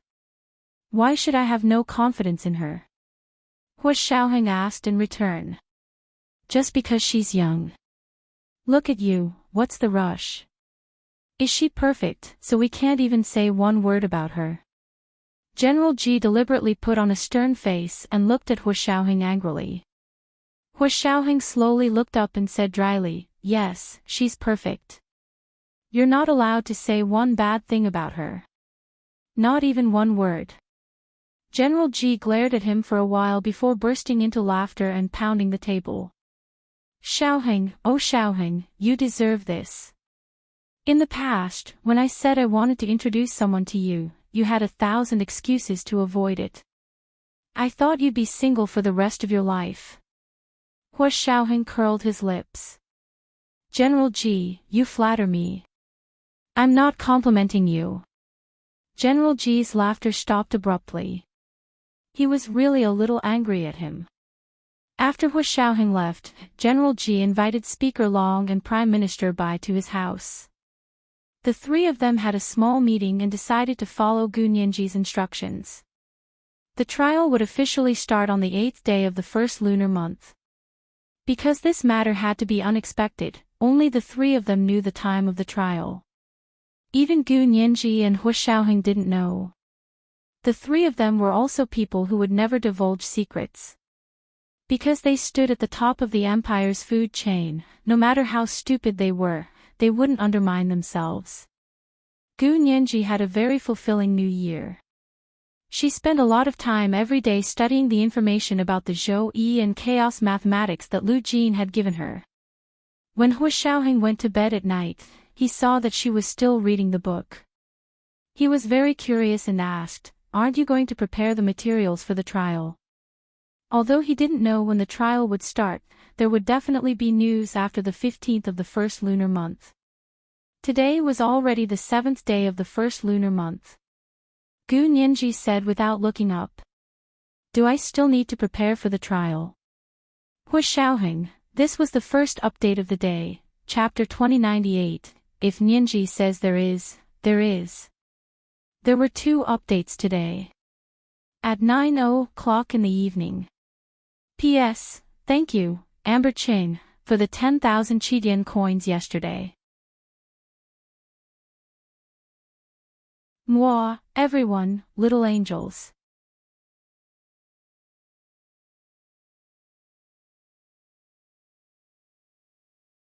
Chapter 2111. /mobile reading. /mobile reading. The 8th day of the first lunar month was the first day of work for many private enterprises and government agencies. Everyone was still immersed in the festive atmosphere. When they went to work in the morning, everyone was lazy and listless. Until they picked up their phones and browsed Weibo. A piece of news shot up the trending list like a rocket. It kept climbing and soon reached the top 10 trending list.